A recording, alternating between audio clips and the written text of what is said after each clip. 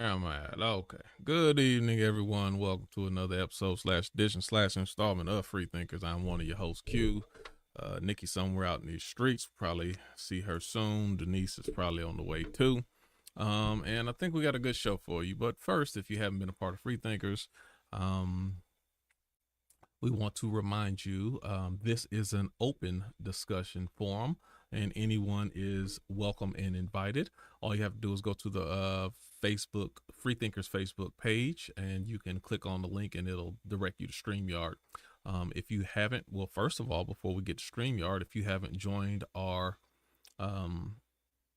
Facebook page yet, then make sure that you go to our Facebook page and join that, as well as go to our YouTube page and join as well. So I know some people watch us from YouTube and not Facebook. So if you are a YouTube follower, go to Facebook as well. If you are a Facebook follower, make sure you go to the YouTube page. They're already doing some stuff with Facebook right now, so we gotta be prepared to transition when that time comes. Keep in mind, this is adult conversation, adult language. Make sure you got something in your ears. Keep in mind, whoever you want hearing this around you could be different type of language and different type of content. So be mindful of that. Like I said, make sure you got something in your ear so the sound doesn't bleed out. And outside of that, make sure you come prepared with your own thoughts and speak freely. We don't need to have regurgitated talk from what you think is acceptable or what you heard other people say. Just speak freely from the heart, and that's how we have a good, honest, open conversation. So today, I think today's going to be a really good conversation. I know, you know what, I was thinking about this. My camera view looks weird, first of all, so when I don't mount my camera up on top of my computer, then this is how I was just sitting on my desk. I had it sitting like this and my little baby came in and turned the lights off, and I tried to turn some other lights on to entertain her. So then when I turn this on, I'm like, this look different. Yeah, that's different. I don't think I'm gonna keep this like that too long though. But Hey. Sorry. Sing it, Denise.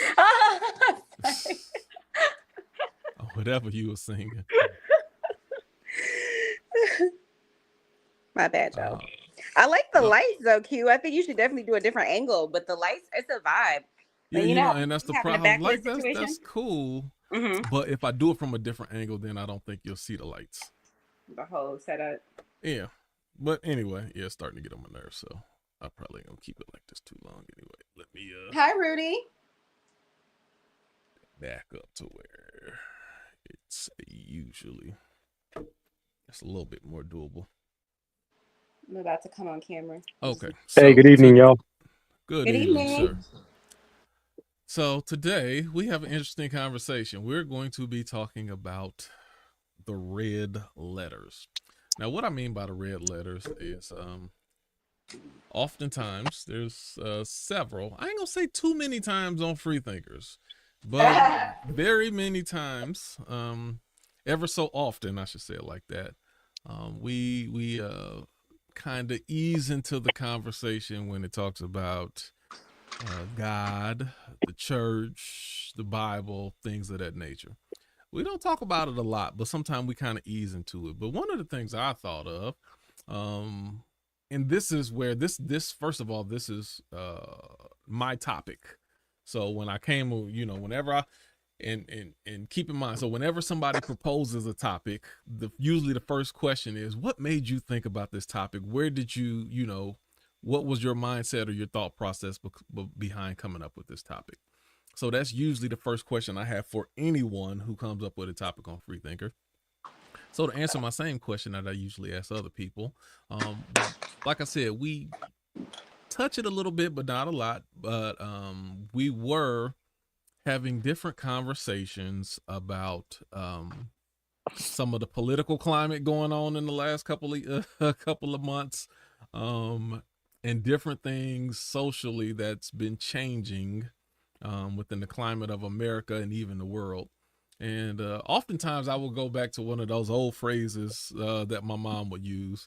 So you just need Jesus. Y'all need Jesus. That's what it is. That's what the old folks say. See, y'all need Jesus. And I say that jokingly or kind of lightly. Politely joking. Politely, seriously joking. But the more I start saying that, then I started to think a little bit more. I'm like, you know what? This world really do need Jesus. Now, I can't speak on what other people mean when they say that. Mm-hmm. But when I say this, then I'm speaking about the principles and the philosophies of some of the things that Jesus taught. If we abided or took into consideration more of these philosophies, social mindsets, how would we look as a society if we actually held on to these as principles, just as society as a whole? So then I started thinking, because then every time you start trying to have this conversation and people get into the Bible, they get into church, they get into church culture, they get into, you know, the Catholics and what they experienced as a kid. But I'm like, most of these things have very little to do with the actual words that Jesus spoke. So then I got in the mindset, like, let's have a conversation. And I said about the red letters.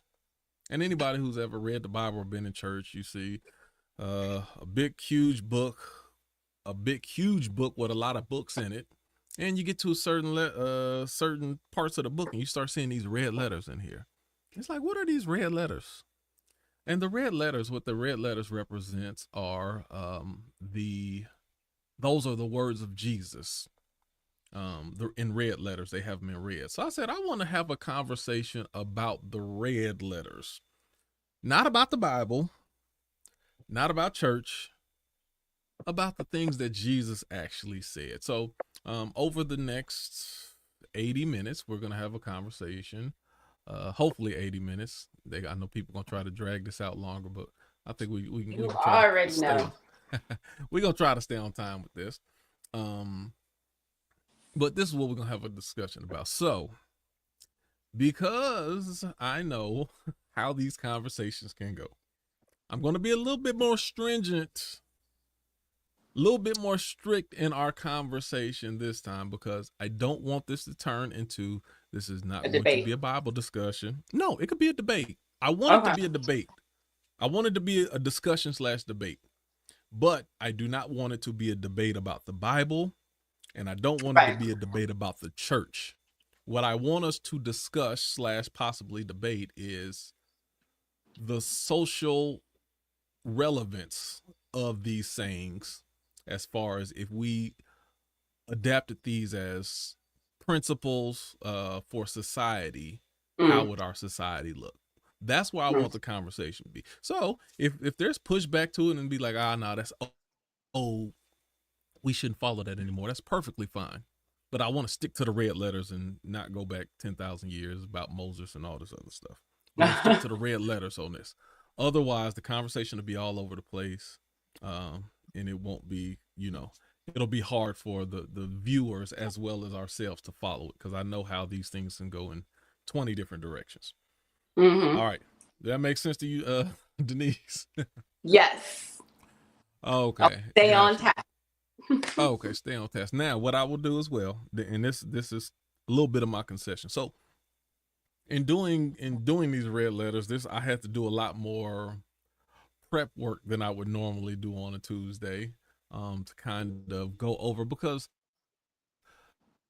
there's a lot of red letters. There's a lot of things that Jesus said. You have basically, you can find everything that Jesus said in the Synoptic Gospels, as well as John. The Synoptic Gospels, I'm not going to get deep into this. Matthew, Mark, Luke. Synoptic meaning they are all similar in nature. They have a lot of the same similar stories, even though some of them have differing stories. The books are a little bit different, but they do have some overlap in them. John also speaks in the same timeline, but the flow of that book is a little bit different than the other three. So we go in and note there, that's where the words of Jesus are. So what I had to do is kind of break it down a little bit, and look for the relevant social principles of what we're talking about. So keep in mind, there's a lot of things that Jesus said. All of them will not be relevant for this conversation that we're having. That's why I'm just not running down the line on all of it. So for instance, I wrote some of the things. Jesus also talks about certain things when it comes to fasting, when it comes to praying. There's certain stories and parables that he gave. Some parables are relevant, some are not. Some end time prophecies that goes into more of a conversation about people who believe. I'm not trying to get into those parts of it. And then there's certain things that, he's having conversations with the Pharisees. He's doing other things. Some of the stuff is just not relevant for us today from a social concept for us to follow on a day-to-day basis. So the things that I pulled out were certain sayings, mindsets, philosophies that we can pull, and we can use those mindsets in everyday life. And how would that look if we adopted some of those mindsets? Now, also, I'll say as well, if you ever read the Bible, at least a half a dozen times, not a dozen times, it will often mention, Jesus would say, "He who hath an ear, let him hear." A lot of these sayings are encrypted on purpose. And even the disciples had a hard time understanding what some of those sayings were as well. So I did some of the things that I wrote down, I kind of re-paraphrased them myself in simplistic terms to make the conversation a little bit simpler.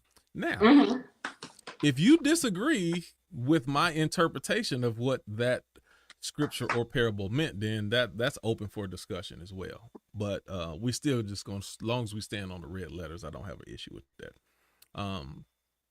You got any questions, thoughts before we start moving, Denise? Or no, I'm ready. I'm excited. Hey, Hukanon. Okay. Hey Denise, how you doing? Hey everybody. Hukanon was on early. This is the earliest I've never seen Hukanon get on.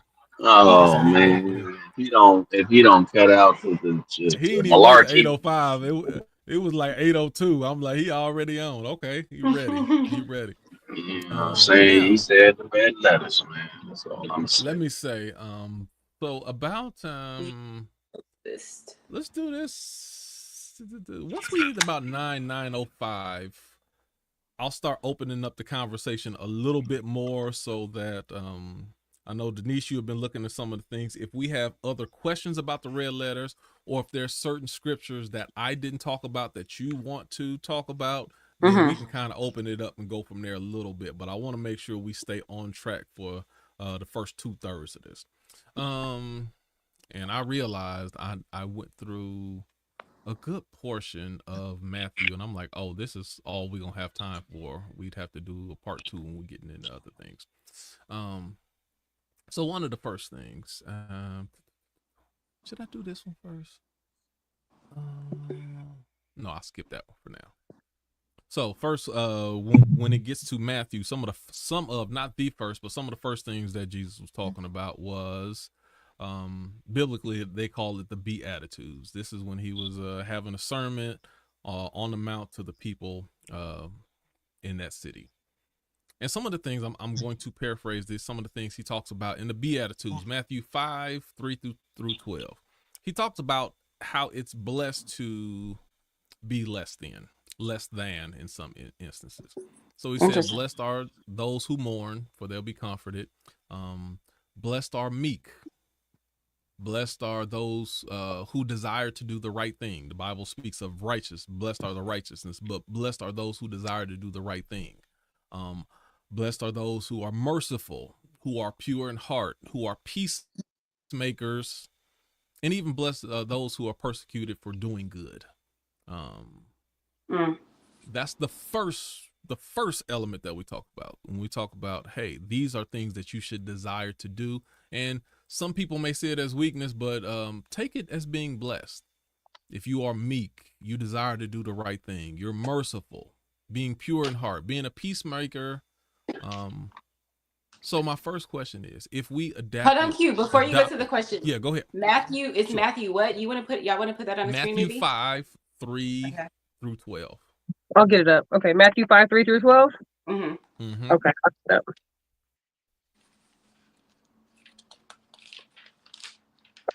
Wait. Cool. Okay.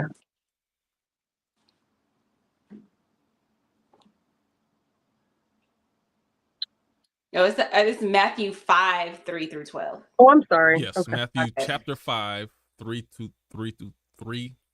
12. That's a tongue twist. 3 through 12. I had a whole dyslexic moment. All good. Matthew 3, 5 through 12? Matthew 5. 5, 3 through 12. Matthew Okay. chapter 5, 3 through 3 through 12. You're going to keep making me say that. 3 through 12. All I'm going to know is this one. That's all I'm going to know. I might not know nothing else, but I'm going to know this one. I feel So like then, you could resonate with some of this stuff too, though. If I could break this down simplistically, then I say, would it be a good thing for our society? I'm going back to my original premise. If more people were meek, which means kind of gentle, soft-spoken, kind-hearted.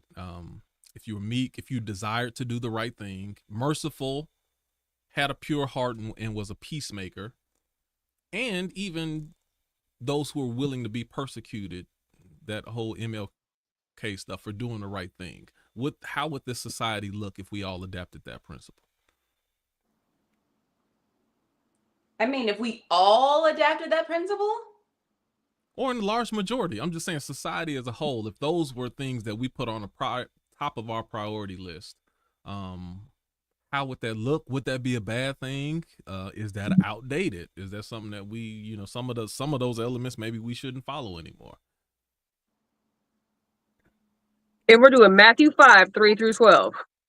Correct. Okay, so there's some of these things, right? I'm all like, yeah, like totally, let's be meek and merciful and let's have a pure heart and be peacemakers. But then there's elements of like, blessed are they that are hungry. It almost feels like, you know what I'm saying? And, blessed are, people who are poor in spirit, for their kingdom is heaven. And blessed are they that mourn, for they shall be comforted, okay. And so what it almost makes me feel like is it almost romanticizes suffering. You know what I mean?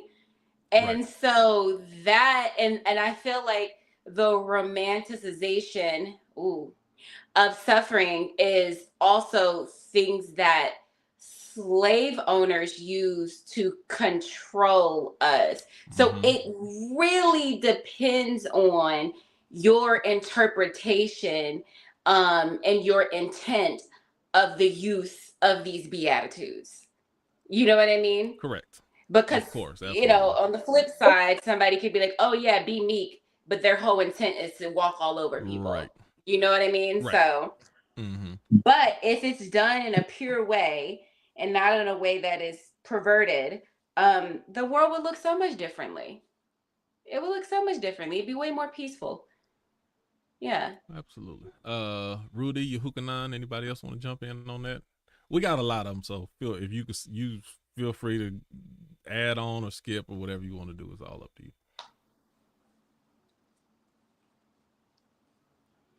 I'm just listening for now. Okay, well, okay. So obviously I was late, so I apologize. So what did I miss prior to you using this particular chapter as your example? What was the question that you'd asked right before? So tell me what you're asking, because I know how I read this, so tell me what you're asking. Sure. So the question that is the revolving question that's going to be for all of these red letters. I should have a red light behind me now that I think about it. All right, like special. In principle, right? Then that look weird. They're like, but what you doing? The revolving question is, how would our society look? How would our society look as a whole if we all prioritized and adopted some of these principles as priority for everyone? All right, so as I read 3 through 12, and mind you, I've never read this particular chapter. I spent the last 10 minutes trying to find my Bible with my name on it, and I realized I haven't unpacked that box since I moved 7 months ago.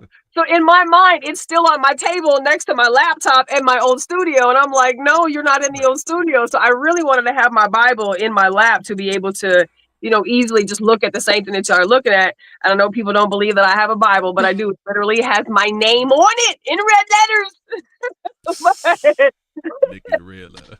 My parents tried to fix me in middle school. They thought like maybe some shit would help, right? But whatever. So as I read 3 through 12, I mean, as I read this, right? And so listening to what Denise just said, right? One of my personal issues that I have with religion, especially Christianity, is the fact, though, that it was used by white supremacists and white nationalists and slave owners, right, to oppress and in my mind misguide Black people, right? So when you take that out and let's say that they got a hold of the same book that everybody else got a hold of and they used it to their advantage, right? For those that get into the conversation of the authenticity of the Bible before white man got a hold of it, right? Oh, shoot. So you should have heard my whole intro. I feel like I said that whole intro for nothing, Nikki. Well, okay, so I'm gonna have to go back and listen because I'm just tapping in, right? So this is just me coming completely off the rip.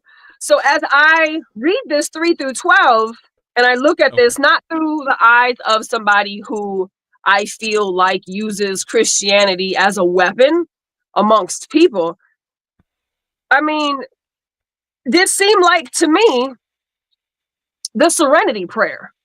This seemed like to me, if you just continue to be righteous and you just continue to be okay and you just continue to do the good work, whether you poor in spirit, whether you are in mourning, whether you have a meek situation, whether you are hungry or you have a thirst for righteousness, whether you feel that you need mercy, whether you feel pure in the heart or not, that if you continue to be in that space from which you are, you're going to get what you're supposed to get in return. Come on. Right? Mm-hmm. So when I read this as somebody who doesn't have the conditioning, right, that those who have been raised with this book do, I don't have. This is how it's supposed to be. I don't have no problem with this. This is what we're supposed to be doing. So for me, my expectation as a non-Christian, as a non-religious person, this is what I expect you Christians to do. This is what I expect you religious people, this Bible followers, this is what I expect out of you, is to be these people. And this just 3 through 12. Shit. There's a whole bunch of pages we haven't even gotten into yet. Right. But as I look at this is love. It's grace. Right.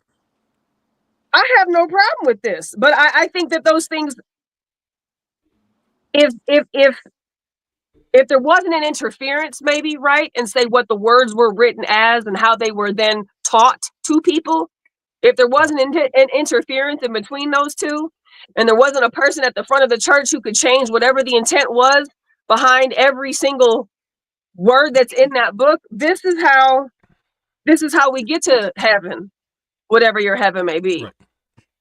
This is how we're supposed to reach that place. So I actually love this.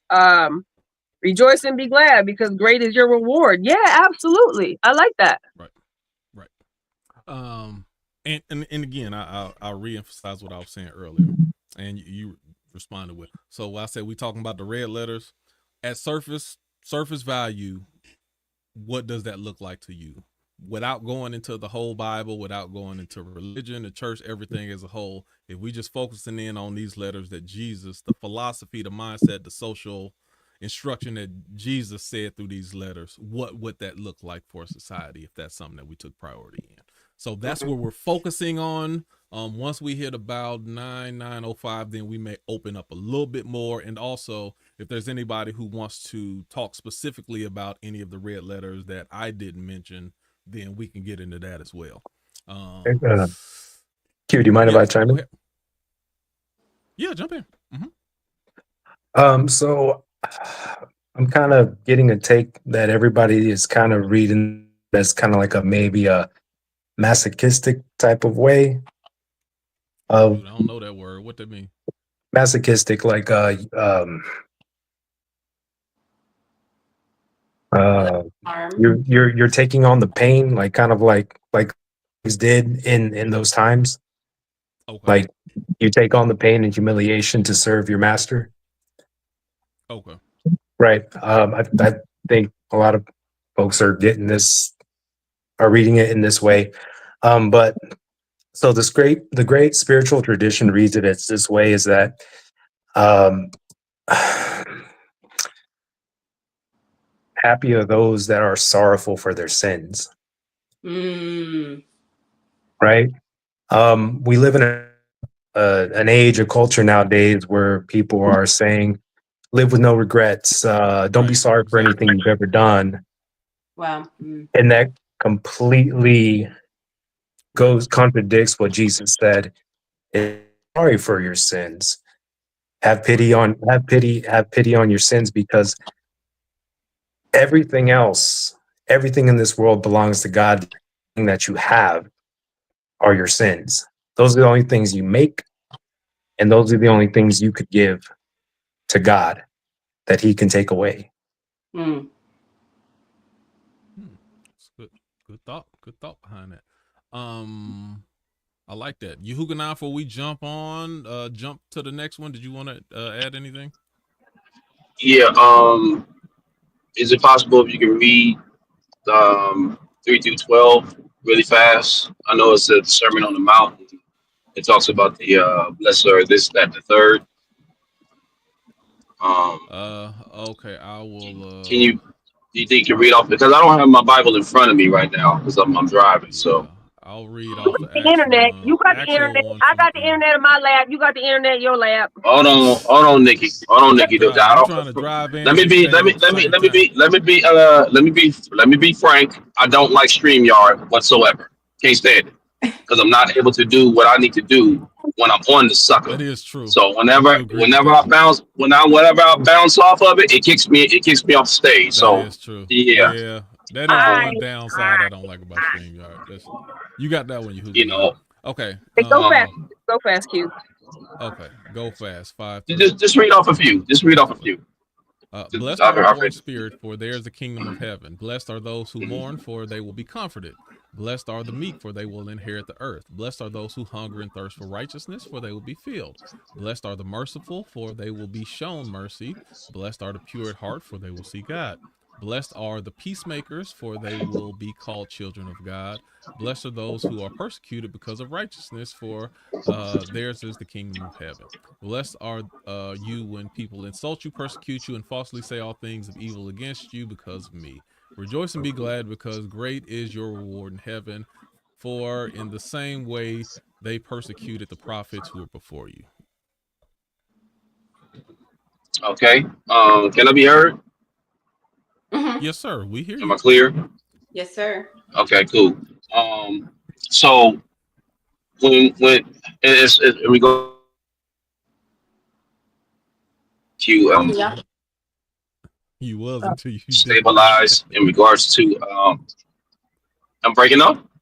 Yeah, you broke up. For a second. I'm breaking up. Yeah, can you start over? Yeah. Am I clear? You're coming in and Mic out. check. You clear, but you choppy. Mic check. You clear when you're talking, Yeah. but you got gaps. I got it. Let me get in a better spot. Hold on. Okay. We'll circle back around. Yeah, we'll circle back around to it. Yeah. No problem. Okay, so let's go to the next one. Matthew 5:13. We're going up a little bit more. This is two parables. Matthew 5, chapter 5:13. This is one parable, not parable, but kind of analogy is about salt. The other is about light. So it says, you are the salt of the earth, but if the salt loses its saltiness, how can it be made salty again? It is no longer good for anything except being thrown or trampled underfoot. You are the light of the world. A town built on a hill cannot be hidden. Neither do people light a lamp and put it under a bowl. Instead, they put it on a stand, and it gives light to everyone in the house. In the same way, let your light shine before others, that they may see good deeds and glorify your Father in heaven. Now, this is my interpretation of it, so that we ain't got to try to break down all these words. If you disagree with my interpretation, then we can have that conversation. You are designed to be special and unique. You are supposed to be different. Let that difference show. If you don't, then what are you good for? Let your positive nature be clearly seen among others so that they may see God through you.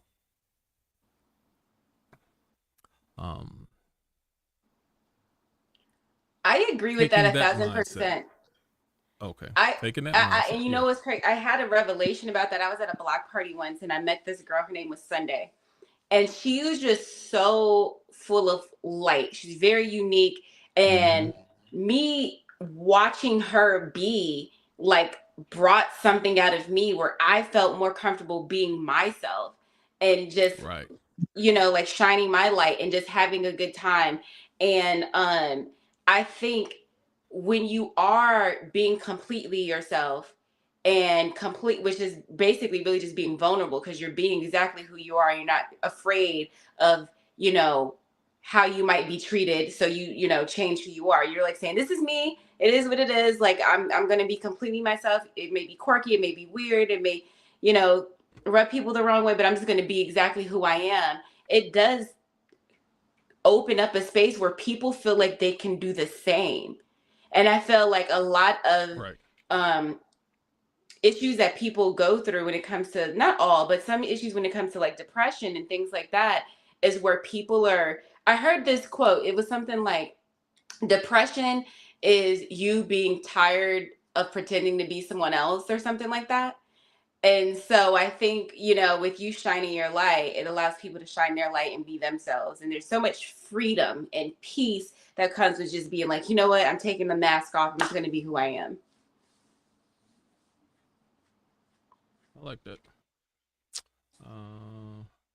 Nikki, Rudy, you hooking out? Anybody else want to jump in on that? I mean, I'm reading it. I'm reading 13, 14, 15, and 16. I'm reading it. I don't know why, but where it is no longer good for anything except to be thrown out and trampled underfoot. I have a problem with that. But I do agree with you are who you are, and it's okay to own that. However, of course, there's the massive contradiction with religion that actually, you know, might say that actually your saltiness ain't that fucking special if your saltiness ain't the kind of saltiness that we like.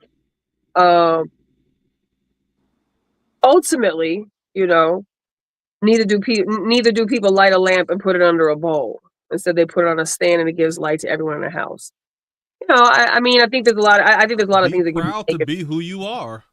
Be proud to be different. Be proud to stand out. If who you are makes you stand out, be proud of that. It's that your uniqueness is not designed to be hidden. But the part where it says it's no longer good for anything except to be thrown out and trampled underfoot, if the salt loses its saltiness, how can it be made salty again? It is no longer good for anything except to be thrown out and trampled underfoot. I don't know. I feel that's really undermining right there. But I do agree with the intent, if that's what it's supposed to be who you are.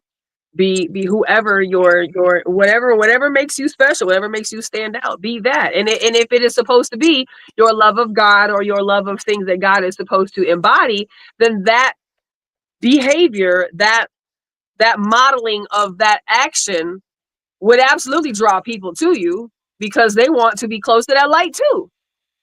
Right. They want to know what that light feels like. How do I get that light? How do I be me? How do I feel accepted as me? So you, I guess I'll reword it this way. If you ever had, even if you had salt in your own pantry, but it don't season your food, the salt ain't salty. One time I tell you, I got this salt-free Mrs. Dash. It tastes like sawdust. I'm like, oh Lord. And I had regular Mrs. Dash, it was all right, but you get the salt, it literally tastes like sawdust. I'm like, what is this good for? Being thrown on the ground. If you're not going to season, if you're not going to add to the food, then what is it good for? I threw it out. Like, I'm not going to use this again because it doesn't serve the purpose that I thought it was designed for. Right. So That's the way I took it. So, Rudy, Yehukanan, anybody want to jump in? And I kind of put my paraphrase down underneath. If you know, Am, if you am I want to clear break now? down the scripture, you can do that. But that's kind of that's the social principle that I was talking about. Yes, Yehukanan, I can hear you right now. Okay. I want to backtrack real quick in regards to the first one that you mentioned. Your Yes, question, go ahead. based on those principles, would the world be in a better place today? I think it would be in better shape. As far as where we are now.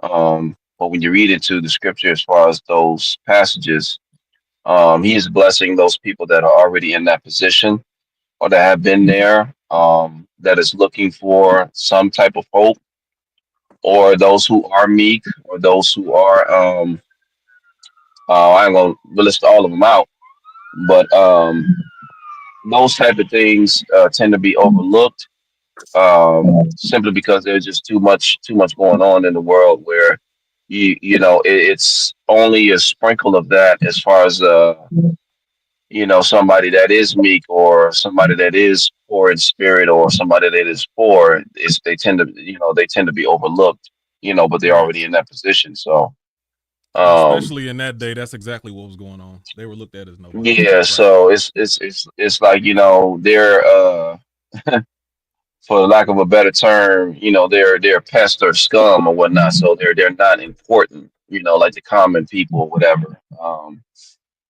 So yeah, it just so he just putting the blessing on those who are in that position right now. Like, even though you're going through it, you're still blessed. And it's better for you to Right. get into the kingdom of heaven as opposed to somebody who is proud or boastful, or who has wealth and whatnot.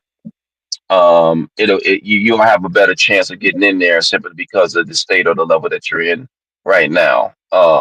So yeah, that's what I have on that Right. first segment. As far as the second one, in regards to the saltiness part of it, we all know that salt preserves. So back in the day, they didn't have no refrigerators or anything like that. So to preserve their meats, they put it in salt.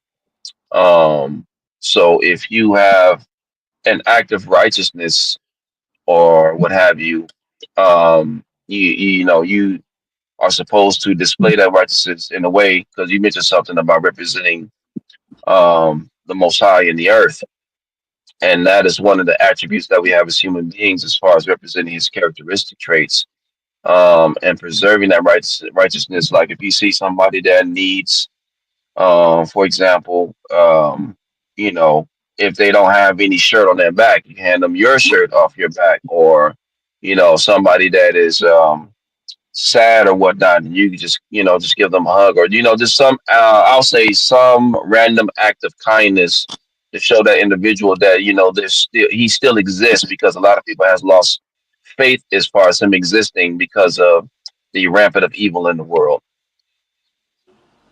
Hmm. Okay.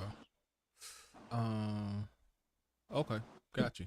Anybody else want to add to that? Um, so I see there's two illustrations So here: salt of the earth yeah, go ahead, and Rudy. light of the. Yes, two illustrations here: light of the world and salt of the earth. So it is the two illustrations to show that the disciples must be true to their calling. So salt of the earth, that they are to season and preserve the world, to preserve the world with peace, right? Hmm. And then the light of the earth to bear witness to Jesus's message, right? Both these images are linked to the Old Testament. I know you said to not bring up the Old Testament, but quoting Saint, I believe it's Mm-hmm. Saint Augustine or Saint Thomas Aquinas. Yeah, I believe it's Saint Thomas Aquinas, is that he said, "The new is concealed in the old, and the old is revealed and fulfilled in the new." You can't understand Jesus from apart from the Old Testament. You will not understand the Gospels Hmm. without the Old Testament. Hmm. So, Right. so salt is associated with the covenant of priesthood with his disciples in Numbers, and also the kingship of David Chronicles and Second Chronicles. So the light is associated with the Old Testament, like the vocation to Israel to make the truth and justice of God shine throughout all the nations.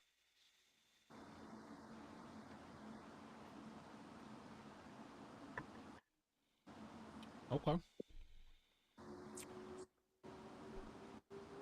These two I'm going to put together. This is we still Matthew 5, 21 and 22, and I'm adding 27 because the purpose or mindset around it is the same. So y'all follow me on this one. So 21, you have heard that it was said to the people long ago, you shall not murder, and anyone who murders will be subject to judgment. But I tell you that anyone who is angry with his brother or sister will be subject to judgment. That's 22 part A. And then 27, I'm jumping down. You have heard it was said, you shall not commit adultery. But I tell you that anyone who looks at a woman lustfully has already committed adultery in his heart. So, me paraphrasing this or pulling the principle out of this is, don't only focus on outward actions, but first the inner mindset that leads to those actions. Nip it in the bud before it becomes a thing. That principle, if we took that mindset, that principle, what do y'all think about that? I mean, I love it because it's basically saying be mindful of your thoughts. Everything starts as a thought first. You know, Right. Anything bad that's ever happened, anything good that's ever happened, it started as a thought. And it's saying, hey, you need to have some self-awareness. Because if you are not aware of how you are thinking, you will eventually do this thing that is a sin. So be mindful, be aware, and as soon as the thought comes to you, deal with that thought. Because if you don't deal with that thought, it'll likely become an action. Right. So it's kind of trying to spare you from making bad decisions. Right. Yep. Anybody else want to jump in on that? That thought is a very dangerous game. When the person is wrestling with their thoughts, it can put them in a state of in a state of despair in a sense because they're topsy-turvy as far as if they want to follow through with it or not. Mm-hmm.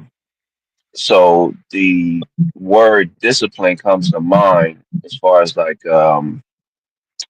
if a person is looking at a woman lustfully and whatnot, that is not an easy task. You know, it's a lot easier said than done. It's something that has to be practiced for somebody not to look at a woman and then have the thought of lusting her in his mind, you know, because the next thing you know, the act is going to come right after that, which is, you know, it's key to meditate on the scriptures because the mind can, you know, those thoughts can creep up into the mind to where, you know, you don't think you like it. You know, why am I thinking this, that, or third? You know, that's your private thoughts because nobody knows what you're thinking except you or the Most High, as far as that goes. But you know, yeah, Paul talks about it as far as taking captive of every thought and making it obedient.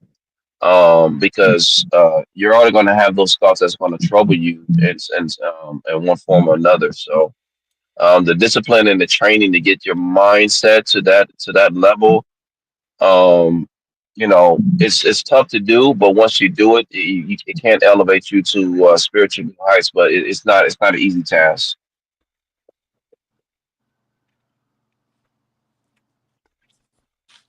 Good. Rudy, Nikki, anybody want to jump in on that? Go ahead, Rudy. Well, I think for lust, I think that is something deep within our own self that there's an old saying, there was a funny saying that there's this priest, right? He goes into the confessional with another priest that was like about 90 years old. and he said, hey, Father, I have this lustful thought of women. It just never goes away. Will it ever go away? And the 90-year-old priest says, I don't know. Ask me tomorrow. Right? It's something within the human condition of man that we're hardwired to attraction. Right? That's the only reason we're here. Right? Because your mama and your dad, both everybody here, was attracted to them through men through the eyes, and women through I believe through what men say. Right? Flirting.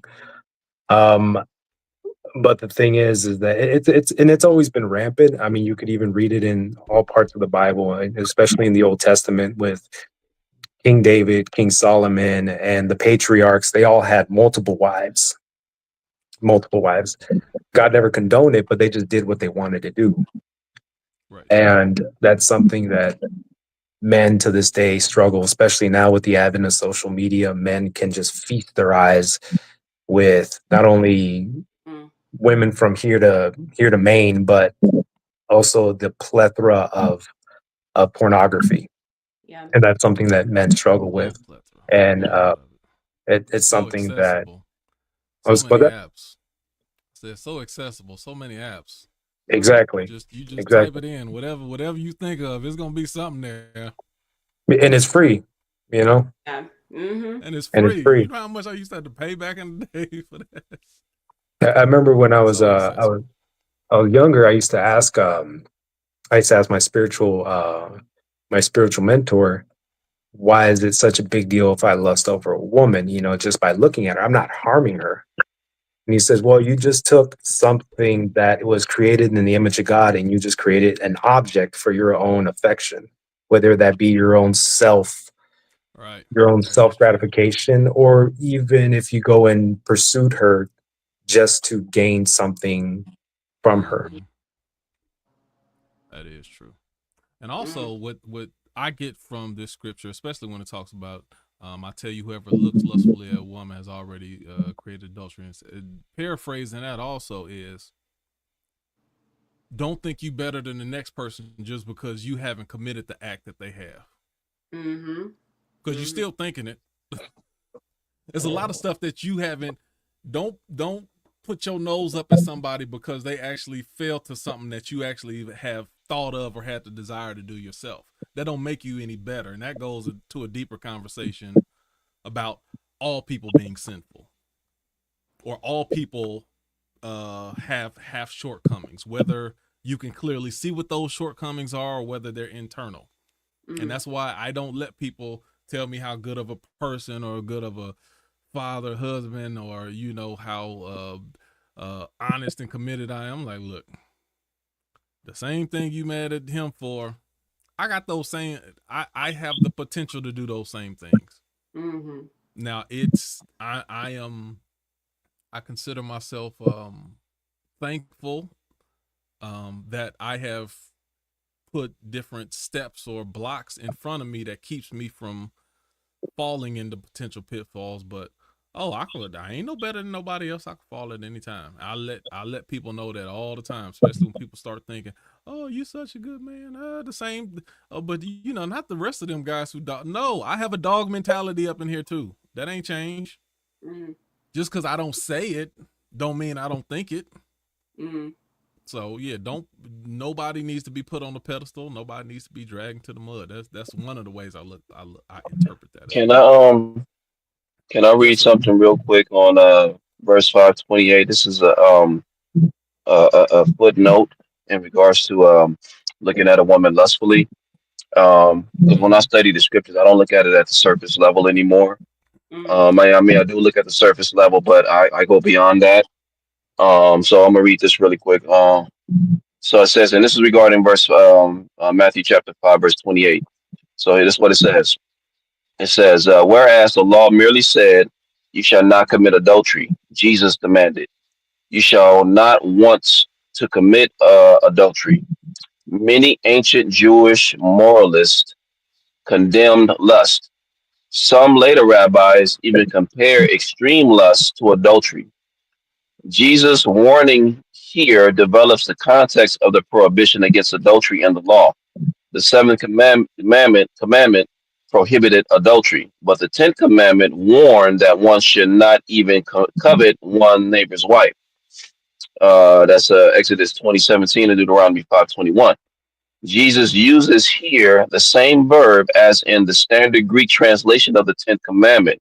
He refers then to wanting to have one neighbor's wife.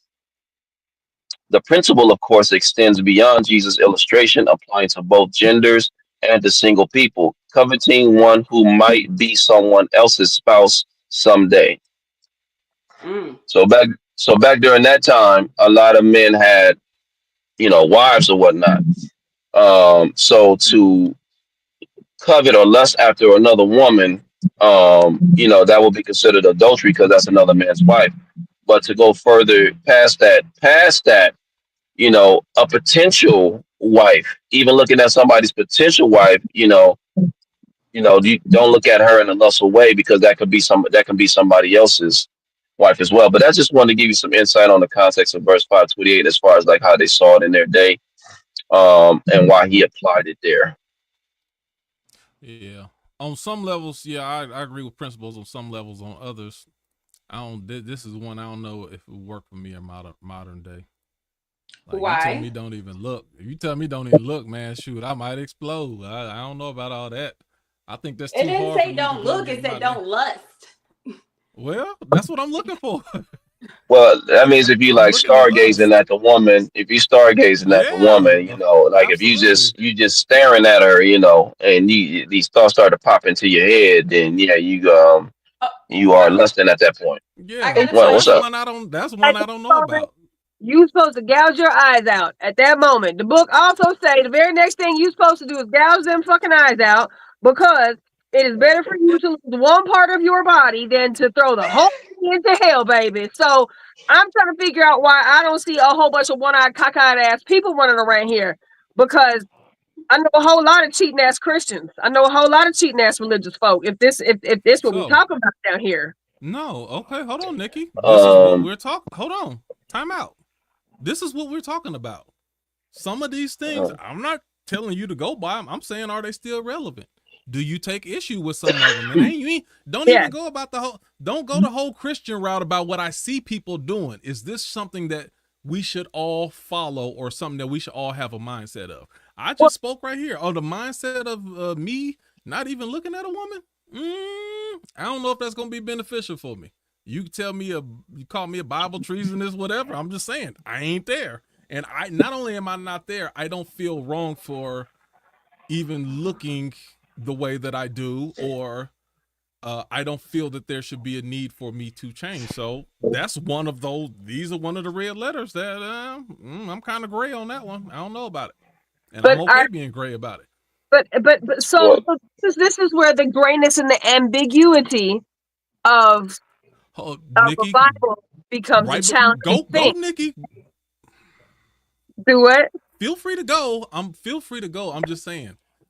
Again, you missed at the beginning. I don't want this turned to a Bible discussion, a Christianity. Nikki about to go. I can feel it. Discussion.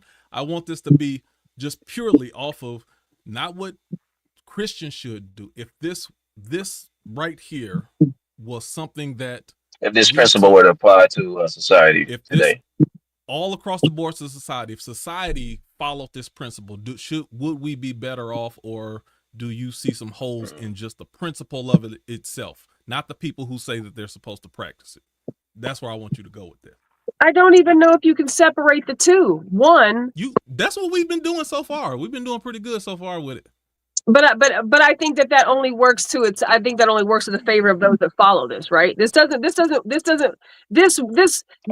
work for me per se, right? Because there's a lot of other things that are attached to these words and these phrases and so forth. But at the end of the day, the righteousness and the doing right, like that's something I'm always going to stand by. So for me, reading this, I'm already going to not be lustful over another man if I'm married. I'm already not going to commit adultery if I'm in a committed relationship. Like, I'm already going to not do these things, right? So for me, it's hard for me to hear you say, you know, oh, let's just not pretend like it's the Bible, but it is. Like, these are things that are supposed to be written by the man, that after we die, there's supposed to be this promise of one thing or another, right? So it's not hard to incorporate these principles at all. At fucking all. It's not about how hard it is. Would it be beneficial is what I'm saying. So It's for instance, let me hold on, Nikki. Continue, right? Nikki, let me use me as an example. Those that originally followed this manuscript supposed to had been keeping this into practice, so that we aren't where we are today. Supposed to. No. Forget about And supposed to. Let me use myself as an example. Let me use myself as an example. Like what I just gave myself the example. I would not feel comfortable trying to endorse or encourage other people not to even look at another woman lustfully. To me, that ain't doable.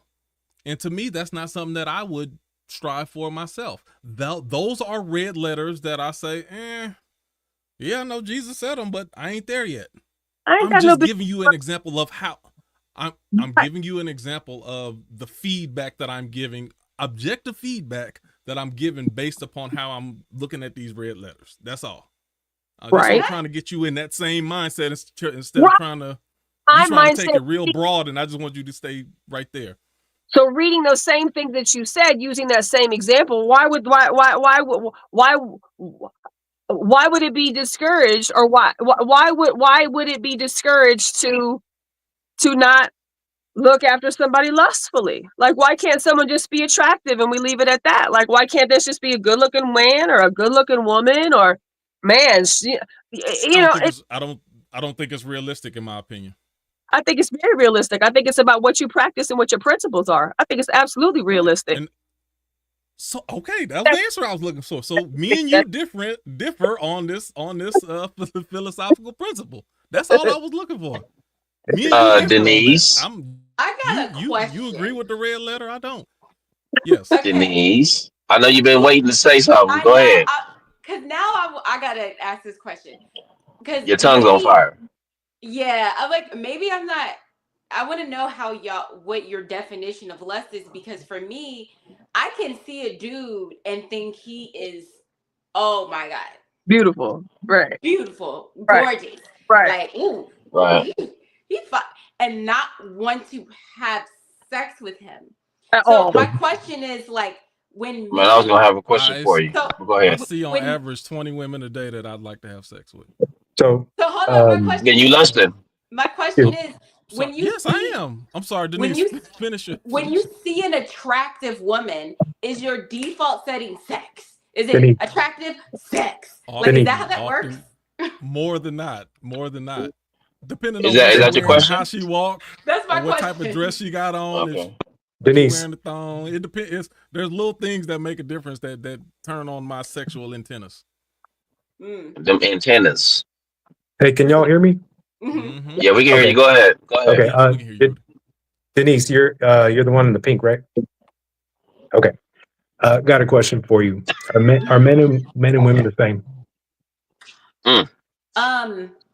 No, I don't think I think we're similar, but we're not the same for sure. Biologically, we're different, right?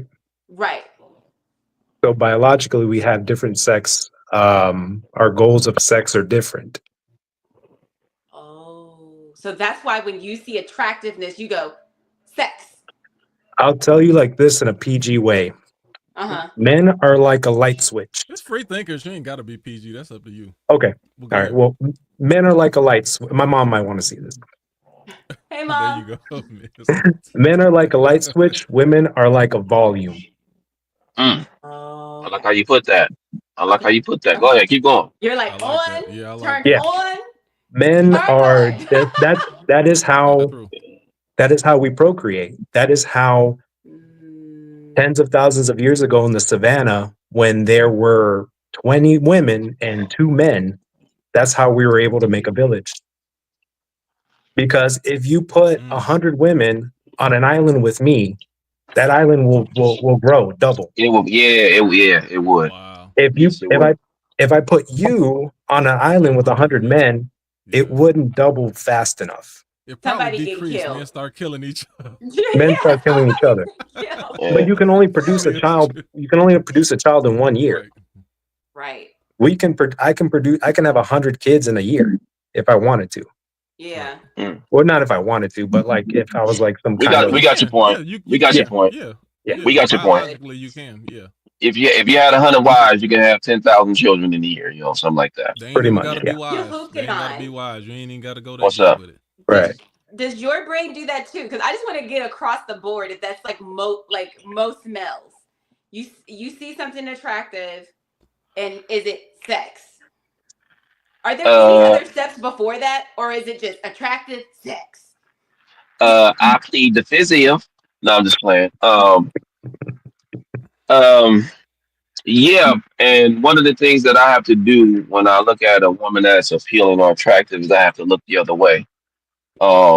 Because I know my thoughts and where it can go, and plus I'm a married man, so my wife would she would have my head on the platter with that one. So I got to be respectful as far as her wishes. So in that case, I just try to look the other way when I see a beautiful woman, or I just like do a quick gaze and be like, "Oh, she's beautiful, she's pretty," and then that's about it. But I train my mind not to go that far and to be like, "Oh, I want to smash that," because So guys, okay, I'm I about to look the get other off way. subject. So there's never a point in time where a man is approaching a woman to date her where his brain is not going sex. Like his brain is sex. It's not like I want to get to know her because she seems interesting and she's beautiful. It's automatically like I'm trying to hit that. Well, I'll tell you this much: if she's wearing a It whore could be, uniform, well, for me, I'm not in a position to want to get to know you like that. Huh? What's that? Even if she's not, even if she's just attractive, is okay, your brain going sex? if she's dressed modestly and acting in a modest way, Yeah, if she it's carrying different. herself, yeah. But if she's If she's wearing, provocative, if she's if Daisy she's Duked provocative. out, high heels at the club, you're wearing a whore's uniform. You're wearing a whore's uniform. I'm going to treat you like a whore. We had this conversation several years ago during the pandemic. Hold on. Let me get this out. We had this conversation several years ago during the pandemic, and I kept saying how you dress makes a difference with the type of people who come on to you and are attracted to you. These are some of the things that lend to what I'm saying. I wasn't saying it because I want you to stop dressing a certain way that you can't, but it's just what it is. It does make a difference. It makes a difference in what you exude. I mean, versus what our eyes see and where our mind takes us based off of what we see. Yeah, some women can dress in a very modest way, but it's a thin line with that because a woman can dress very modest, but her outfit be very tight to where it's showing all her curves and whatnot. Yeah. And that can be very attractive and appealing to a man, even if she's dressed in modestly. So that's a catch-22 right there because it don't matter if you go the horse route or the modest route, especially the way women dress right now. It's just very appealing, and us men are attracted to those type of things on a woman. So, and it's not about it being the fault of the woman or the man. It just is something. Sound like to me. That's why I'm telling you, and listen again. It's nobody's fault. I'm saying it is what it is. If you prefer not to have an abundance of a certain type of person coming at you a certain type of way, there are certain things you can do to minimize that type of exposure you get. If you don't get that, then you just don't believe us. That's fine too. I don't care. Dang, Denise, you look like you over there going crazy, all right? I ain't blaming nobody. I'm just telling you what is. Fair. I mean, to wear sexy clothes. Denise, let me say something real quick, Denise. You know what made it most crystal clear to me in ways that I didn't even realize. One of our free thinkers, Stephanie, was on the show several months ago, and she gave us an example of her being in a relationship. I don't want to tell her host, but her being in a relationship and she was open to a certain lifestyle, she came to find out eventually that she had an overabundance of testosterone that was flowing through her body. Once she got that corrected, she realized she didn't have those same desires that she had always had previously.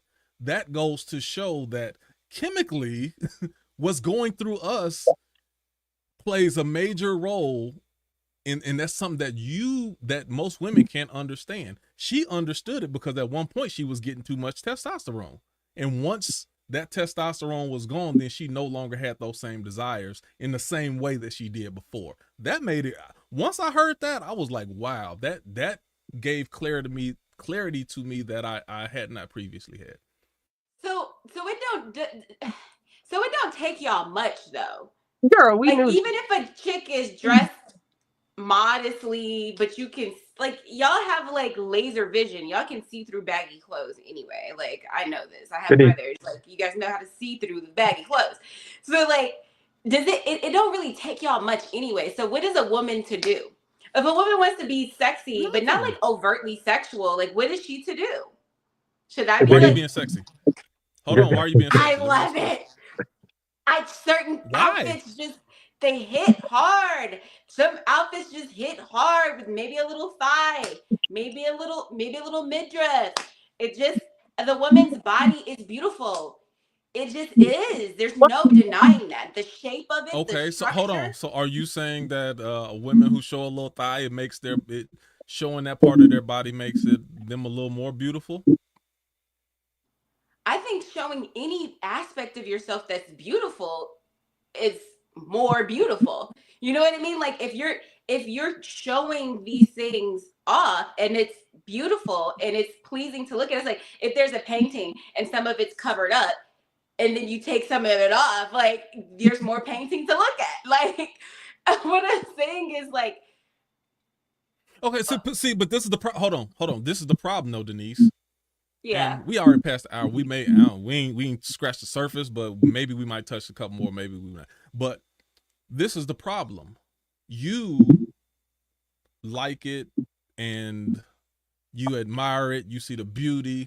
There's an attraction that you see to dress a certain way, but it's not, but since you may not be sexually attracted to women, your thought process is only going to go so far when it comes to seeing a woman wearing this and having the thigh showing and all of that, but there's no sexual attraction. So for instance, I could see a man, we look at bodybuilders, I'm like, oh man, he got that six-pack, got the shoulders, absolutely admired, man, I wish my shirt filled out like that. I have no sexual desire toward them.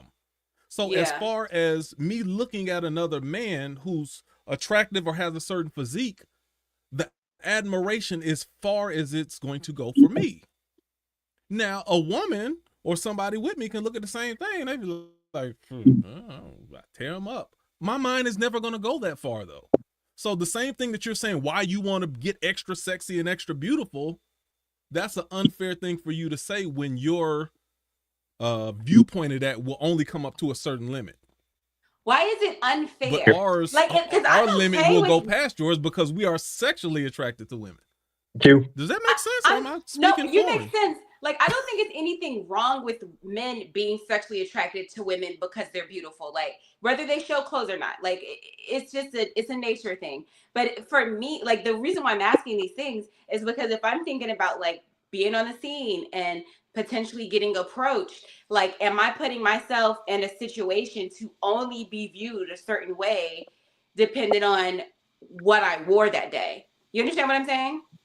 Possibly, potentially, and you raise the probability of it. Damn. Rudy, jump in, sir. Okay. All right. So maybe I can bring it back with this.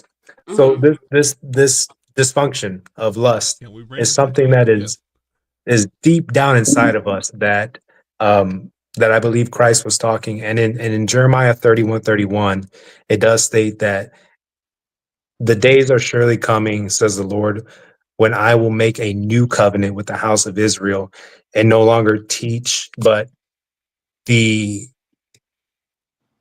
got lost. Hold on 1 second. Pretty much in Jeremiah 31, he's saying that the new covenant will now be instituted and touched inside of us. And that's what Christ is trying to do. And that's what Christ is on the mount. Just kind of Moses, right? Moses went up on the mountain to receive the word. Jesus is doing the same to fulfill that and to teach us the Beatitudes. That is a law that's not only going to be written physically, but that also will be going into our heart, because we are broken. I mean, that all of us, every single one of us, we are broken. Right. And that's what Jesus is trying to fix. Okay, can I go back to this? So before sin, right? We could be butt naked and there was no lust. Like y'all going back to Genesis. Y'all jumping out the red letters. Stick to the red letters. Stick to the red letters. You know I can talk about this all day. But hold on, Q. You did say you was gonna come back from. You did say you was gonna open it up at like 9:05. So what my preference was, about opening it up was me opening it up to anybody else who wanted to discuss any of the red letters that I did not yet discuss. That was my preference. Now, if y'all so why didn't you establish that in the early going? Oh, can I say this? Can I say this? But let me yes, go ahead. If men adopted, women, everybody adopted the mindset of not lusting, people could wear whatever they wanted, because people wouldn't be lusting. Right. They would the mindset would be to look and appreciate and not want to have sex with. If the mindset shifted from, oh, I like this, I like the way it looks, immediately I must want to have sex with this person, you could just go, wow, I like this is beautiful. Just like you look at a man and go, man, look at that dude's whatever. You can just look at it and there's no lustful thought about it. You're just like, this is an attractive man. The end. If you could take that same mindset and apply it to women, women could be wearing their thighs out. Absolutely. I agree with that. But the only problem with the word you said in there is if. I don't agree with the if. And I don't think that's why I kind of talk back against that a little bit, because I really don't think it's due. I think you can manage your thoughts and not even manage. So let me say it like this, especially when it comes to lust or sexual desire. And I don't know if they're actually absolutely the two, or there's a little separation between the two. But when it comes to sexual desire, that's a natural thing. Yeah. And to try to encourage people to go against their nature, when have you ever seen that work? Unless a person had a wicked nature or something that they sincerely felt that they shouldn't be doing. But we're not even talking about psychology. We're just talking about biology. And I don't think that that's doable. Oh. So in principle, I agree with you, but I don't see it. That's why I wouldn't even, at this stage, I'm not even trying to fight that. And what I do is I fight myself from the actions or the behaviors that could come from an uncontrolled thought.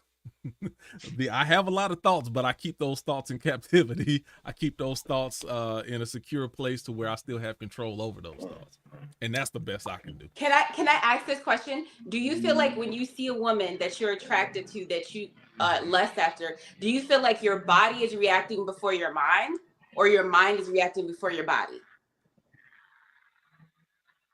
I think they connected to me. Mind, body, and spirit. See, that's fine right there, all at the same time. Rudy, what about you? And then if you have a strong mind and you have a strong will, then your mind and your will is going to be like, oh yeah, she fine, but I'm not about to go walk over there and talk to her. I'm gonna keep on walking, and I ain't going. I'm gonna go about my business.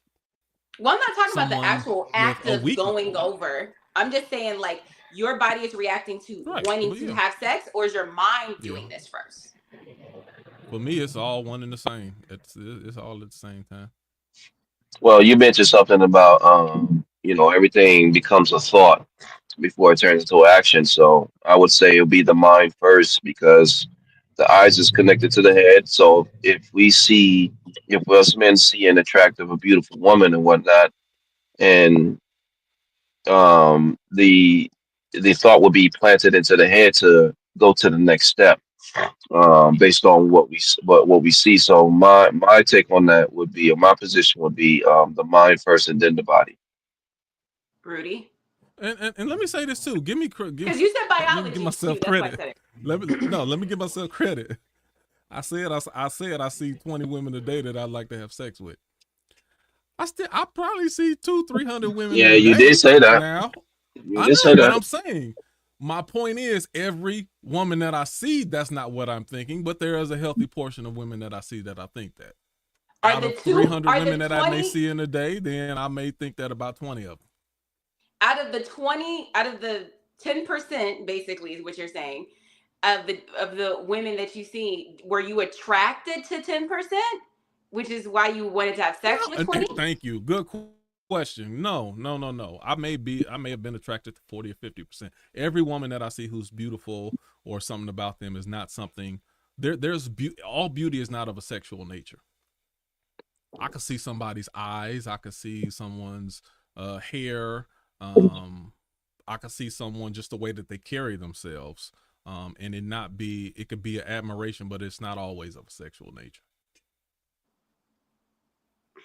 Most often, and this is the part that maybe y'all don't want to hear, when there's certain things that are shown or displayed of a sexual nature, intrigues my sexual curiosity.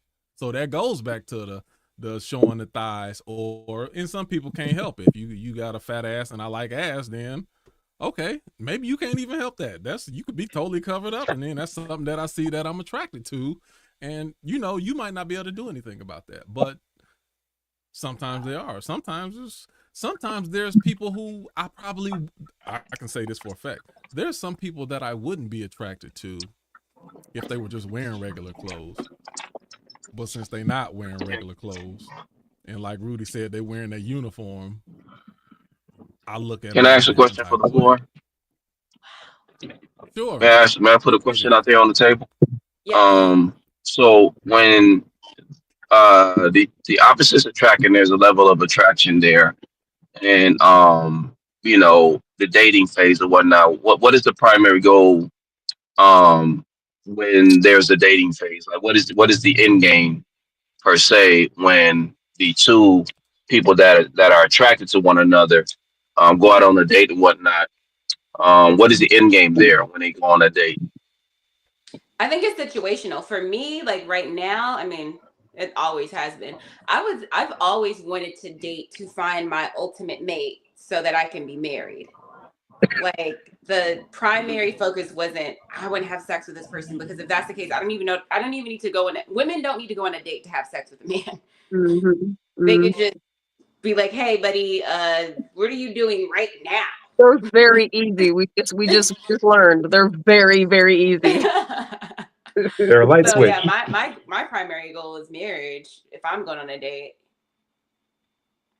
And I would say when I was dating, my primary goal was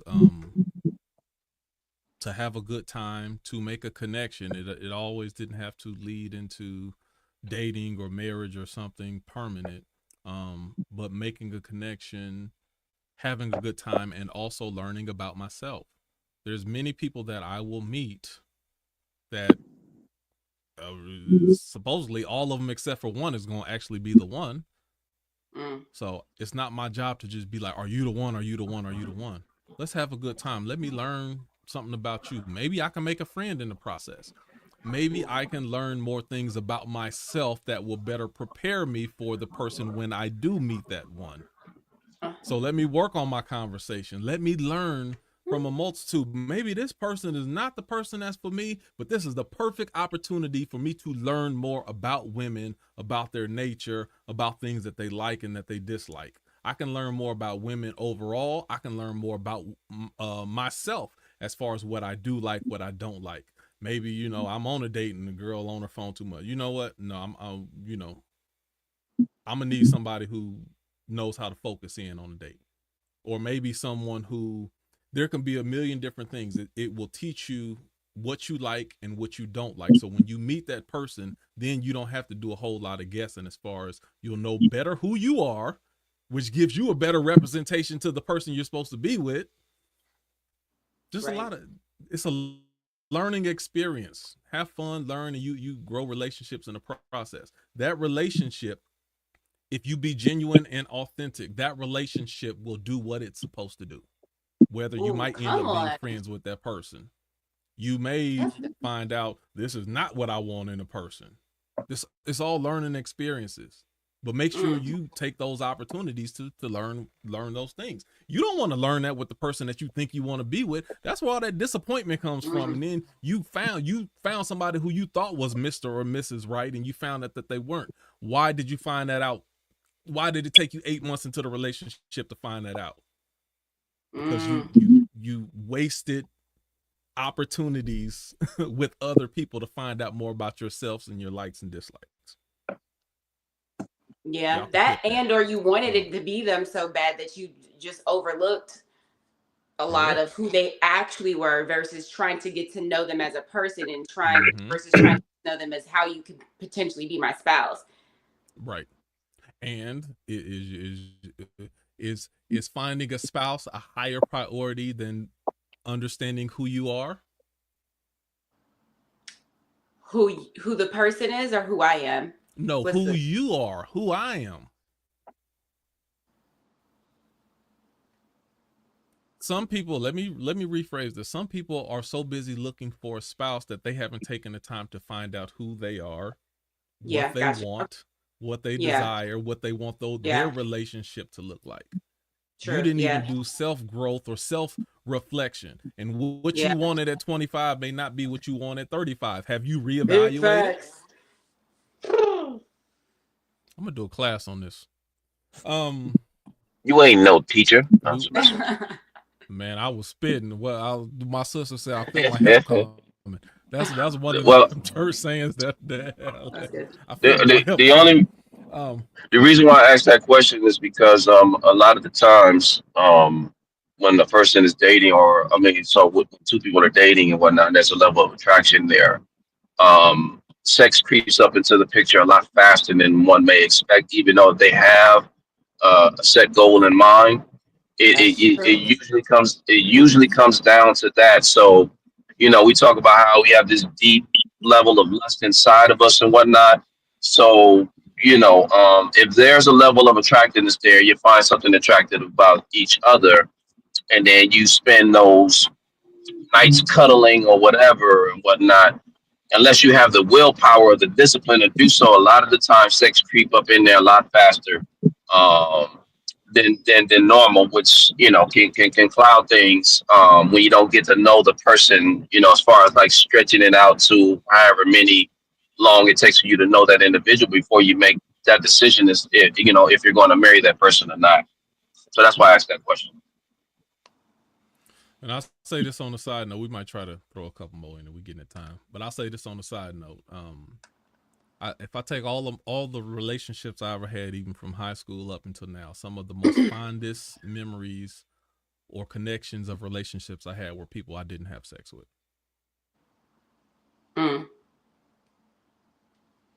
So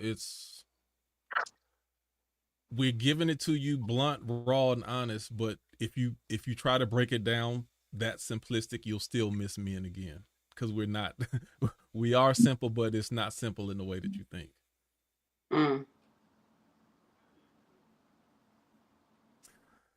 Let me try to jump to a couple more real quick before we get out of here. Yeah, go ahead. I have nothing up, but I'm gonna let you get to your segment. Go ahead.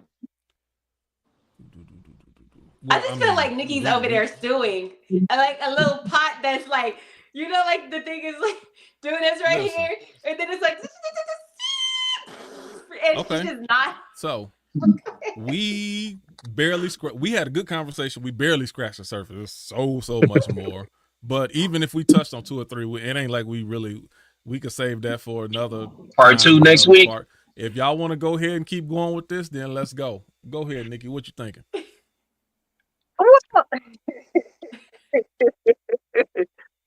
I mean, truthfully, on one hand, it doesn't matter what I think, right? Like in the grand scheme of things, it doesn't matter what I think. But I struggle hearing this conversation. As a woman, as a mother, as a wife, as a daughter, as a girl, I struggle with this conversation. And I don't skirt accountability. I don't run from accountability. I'm not ignorant to think that if a woman walks out with half her body exposed, that she's gonna draw attention that she might not want. I'm not ignorant to that.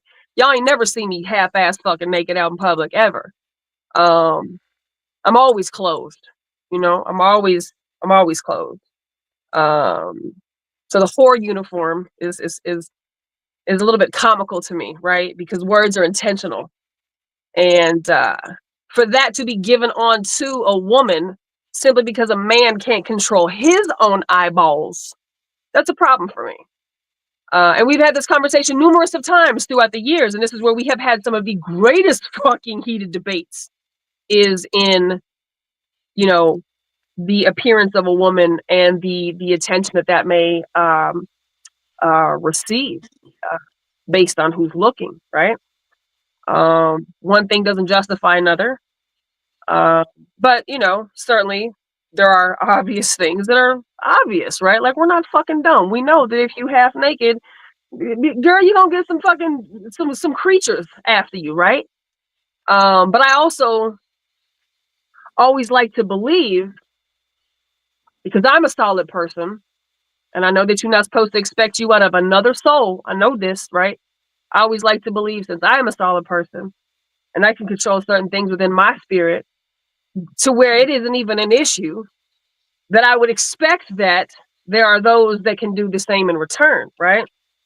And I realize that that's not a realistic expectation either. So it's just disheartening to me of a problem, you know, hearing this conversation, because in the bigger picture, this is what women deal with every single day. This is our fight every single day as 5-year-olds, 6-year-olds, 7-year-olds, 8-year-olds, 9-year-olds, 10-year-olds, men who can't control their eyeballs, who can't control the lust that is attached to the eyeball. So, you know, I mean, I hear all of these things, and I keep into consideration the differences between men and women, the chemical differences between men and women. And y'all know I totally acknowledge the chemical differences between men and women. We are not the same in many different ways, right? But I feel as though, and I know you don't want to get into the biblical side of this as opposed to maybe just the principled side of this, but these are principles based on biblical teachings, right? Philosophies, expectations, and what happens if you don't follow them. So as somebody who does not buy into the story of, if you don't do XYZ, you're going to go to hell, it's very hard for me to hear this shit, because honestly, I feel as though, I don't know why people think hell must be empty then.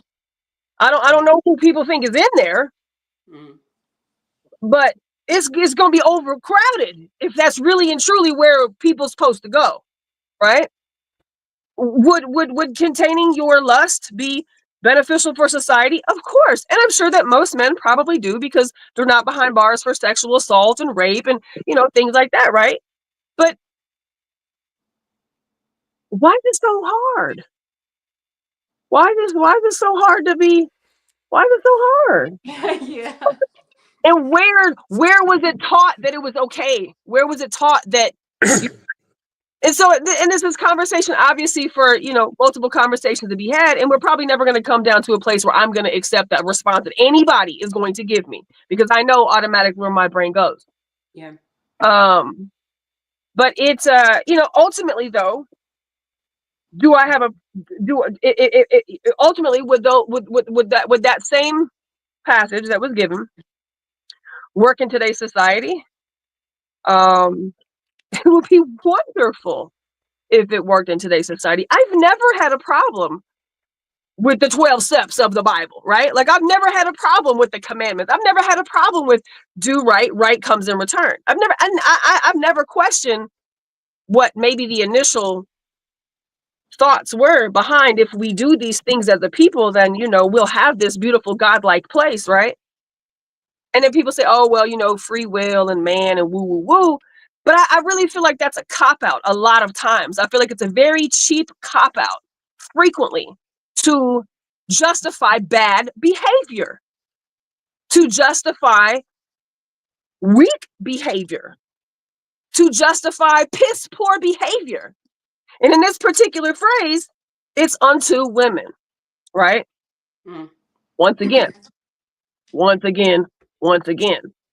So, you know, and I put a little side note up there. You know, you said something like, what are women supposed to do or something? And I was like, well, shit, why do you think that all them women had to be fucking clothed from head to toe? Had to wear a drape from head to toe? Had to wrap their face from head to toe? I just got done watching this Amish lady I follow on social media, and I'm just mind blown with the teachings within the Mormon community that she's come from, right? And there's obviously different sects in there, like there is with Christianity, with other religions too. But like, so many things are forbidden, and so many things are taboo, and so many this, but so many women are raped. So many underage girls are taken advantage of by these same men who just swear we're going by what the word says, but have taken that and turned it into whatever the fuck works and justifies those bad behaviors. So this is where I have an issue with all of this, honestly. But in trying to determine if it would work in today's society, it should work if we actually did what they said we were supposed to do by these words. We'd be so far better off. And that's why we fucked up right now, because we're doing what we want to do. And then we wrap it into an excuse of, I'm going to go to church on Sunday. I'm going to be all right. I just feel as though more people need to be worried about where their one-way ticket is going based on the actions in which they display in this real life that we live today. Because this is very, very contradictory to my experience of people as a woman in 2025. Okay. Nikki over there going off, boy. No. She going off. Let me say something. Nikki on fire. I'm trying to stay on top. Hold on. Stop. I'm about to make an executive decision. I'm absolutely okay. Here we go. You don't have to think about the things that I have to think about, you Hukana. So let me give you a little rundown. The reason I said what I said in the very beginning of this, we wasn't going to have a conversation about all of those other things, in part for the sake of the conversation, keeping it on the right direction. On another part, Nikki has already expressed to me on this show before that she doesn't enjoy these conversations. So I wanted to make sure we stayed away from church, Bible, all of these other things in a wide range. That you know, I don't want to go there because I am respectful of what people don't feel comfortable talking about. Now, I also understand that this conversation in itself will still provoke a lot of us to still go back to a wider range of conversation. And I understand that. I get that. So what I'm saying is, Nikki, you got the right to say everything that you said. We will not respond to any of that because we're not going into a Bible or church conversation based off of my respect for you and what you stated to me earlier. Until you state something else, we not going down that hole that far. Now, so basically you mean change the subject. Hold on. So basically you mean change the subject, right? No, but I also want outside of the red letters, we're not about to go deep into that. Well, so if you want to hold on just a second. If we want to keep talking about the man-woman thing, it's okay. Let me finish saying what I'm saying. If we want to keep talking about the man-woman dynamic as far as nature and how we are, that's fine. But I do not want anyone else to respond to you as far as what your thought is about the Bible as a whole, church people, what they should be doing, all that, because that's going to turn into a conversation that you originally said that you didn't want to have, and I'm going to respect that. Go ahead. So the reason I don't like to get into religious conversations in this space is because I love the people that are in this space. And I do not hold back 99% of the conversations that we have, because that's who I am. But the 1% that I do hold back is this conversation. And that's my respect for y'all. That's my respect for whatever love that we have for each other and whatever love that you have for me. Because if I go in where I go, not even my fear, but the thing that I struggle with, the people that I love might not really care about me anymore. And to a certain degree, I'm okay with that because I'm okay with that. But I don't want to hurt people's feelings and I don't want to offend people. And I know that those two things are going to happen because if you hear with hurt ears, you're going to hear what you want to hear. I'm going to offend, I'm going to hurt, and it's going to sound like I'm being attacking or something. And that's never my intention. So if you don't know my spirit to know I'm just coming from an inquisitive, challenging place, that's going to turn people very much off. And I don't want that with the people that I consider the closest to me in this space, right? So I'm okay hearing it, right? I'm okay listening to y'all do it, but I don't return it because even though free thinkers is free thinkers and it's a sacred space, this is one of those conversations that draws a line for some people. I don't want people that know that I'm a little kooky to draw the line on me if I really challenged the belief system in the way in which I know that I can.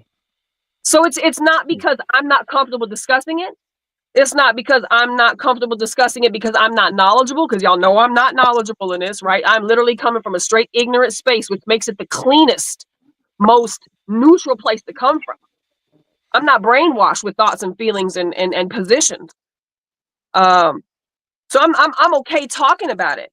I'm not okay losing people that I care about over a conversation that isn't going to change my feelings and isn't going to change your feelings. So I'm okay in this space to just have our differences and be joyous where we can be. And we just walk around this one, right? Because I'm okay with where I'm going and you're okay with where you're going. So that's the only reason that I don't like to particularly have this conversation, because I don't want to get, I don't want to feel like I'm being jumped. I don't want to feel like I'm being jumped, and I don't want to feel like I'm jumping somebody else. And I know how conversations about religion take people. We've done this before. And I love y'all, and I love this space, and I love the safety of this space. So for me, we can never have a religious conversation if that keeps our space open to other people to be able to be open to the process in which we do here. But if we ever want to have the conversation, we can always have the conversation. I would love to have the conversation, but it has to be it's like me having the conversation with people about flat earth. You can't have that conversation with everybody. It's like having a conversation about my feelings about vaccine injuries. You can't, y'all know there's some conversations you can't have with everybody. That doesn't mean I don't think that y'all are capable. It just means I'm not willing to put that out there and let something grow that doesn't need to be grown. That's all. Can I say something? Respect your opinions on it. Let me say something real quick. When it comes to free thinkers, I am a beast. I don't care. Like, and maybe I should, and maybe you care more than other people. I don't. When I hear the term, you shouldn't have never named this free thinkers, Nikki, because I take that to the extreme. When it say free thinkers, listen, there's been several things that people be like, just free with it, ain't you? About this. I'll be like, how come we can't talk about this? It's free thinkers. I've had several people, Nikki, Jules, my sister. No, you shouldn't go. Why? This free thinkers. How come you? So I take it to, and Nikki might be right. I don't know if she's referring to me, but I don't know. She could be referring to somebody else. I am so open that it is dangerous for me because free thinkers is free thinkers. Speak your mind.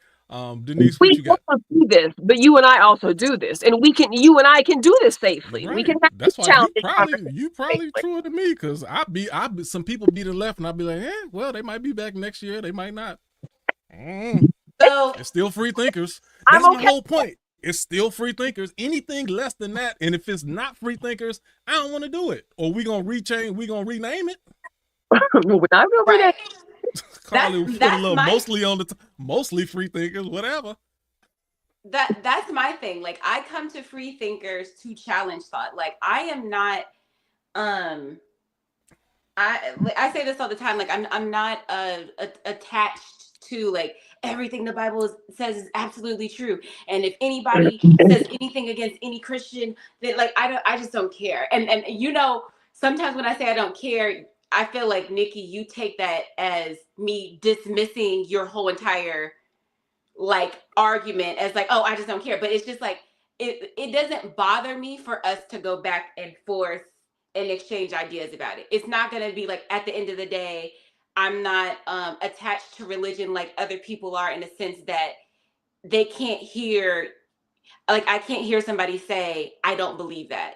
Like, I'm not, like, you don't have to believe anybody's it. that attached to religion and free thinkers. That's why I do a lot of churchy stuff on other programs, because I don't think that this is not even a I don't think anybody in here is really church. I'm yeah, well, you're probably the closest. Well, I would say Ivory is the most. I would say Ivory and Yuhukanan is in a different element. I would say it ain't what I would it say is. for me, Diehards. Let's stop that right now.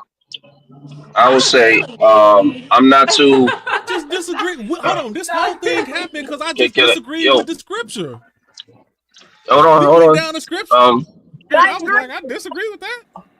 How you saying Yuhukanan? I'm sorry, I jumped in front of you. Go ahead. I'm not sensitive on religious topics or subjects, especially when it comes to the Bible, because I can understand where the individual's coming from, and you know, everything is not for everybody.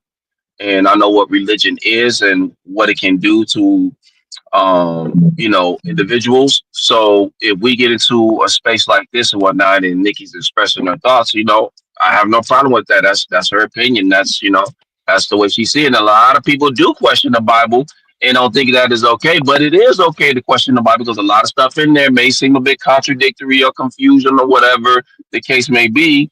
So, you know, don't shy away from challenging that, or even those who are teaching it, because you know, Christianity doesn't necessarily teach that in regards to a pastor being at the pulpit, and you know, you can't challenge or question what the hell he's teaching, because you know, he'll say something, he'll be like, that don't make no damn sense. So yeah, just bottom line, I'm not sensitive to Stop lying, right? Because I feel like no. And I'm not. I know you're not saying that out loud, but you're thinking it. Though is my point. But the fact of the matter is that I'm not sensitive to, you know, these type of conversations, which is, you know, when Nikki do her thing, I'd be like, hell yeah, Nikki. That's what I said. I mean, excuse me. Yeah, I rocks me, Nikki. So when she express herself, regular goers, you know, I ain't tripping.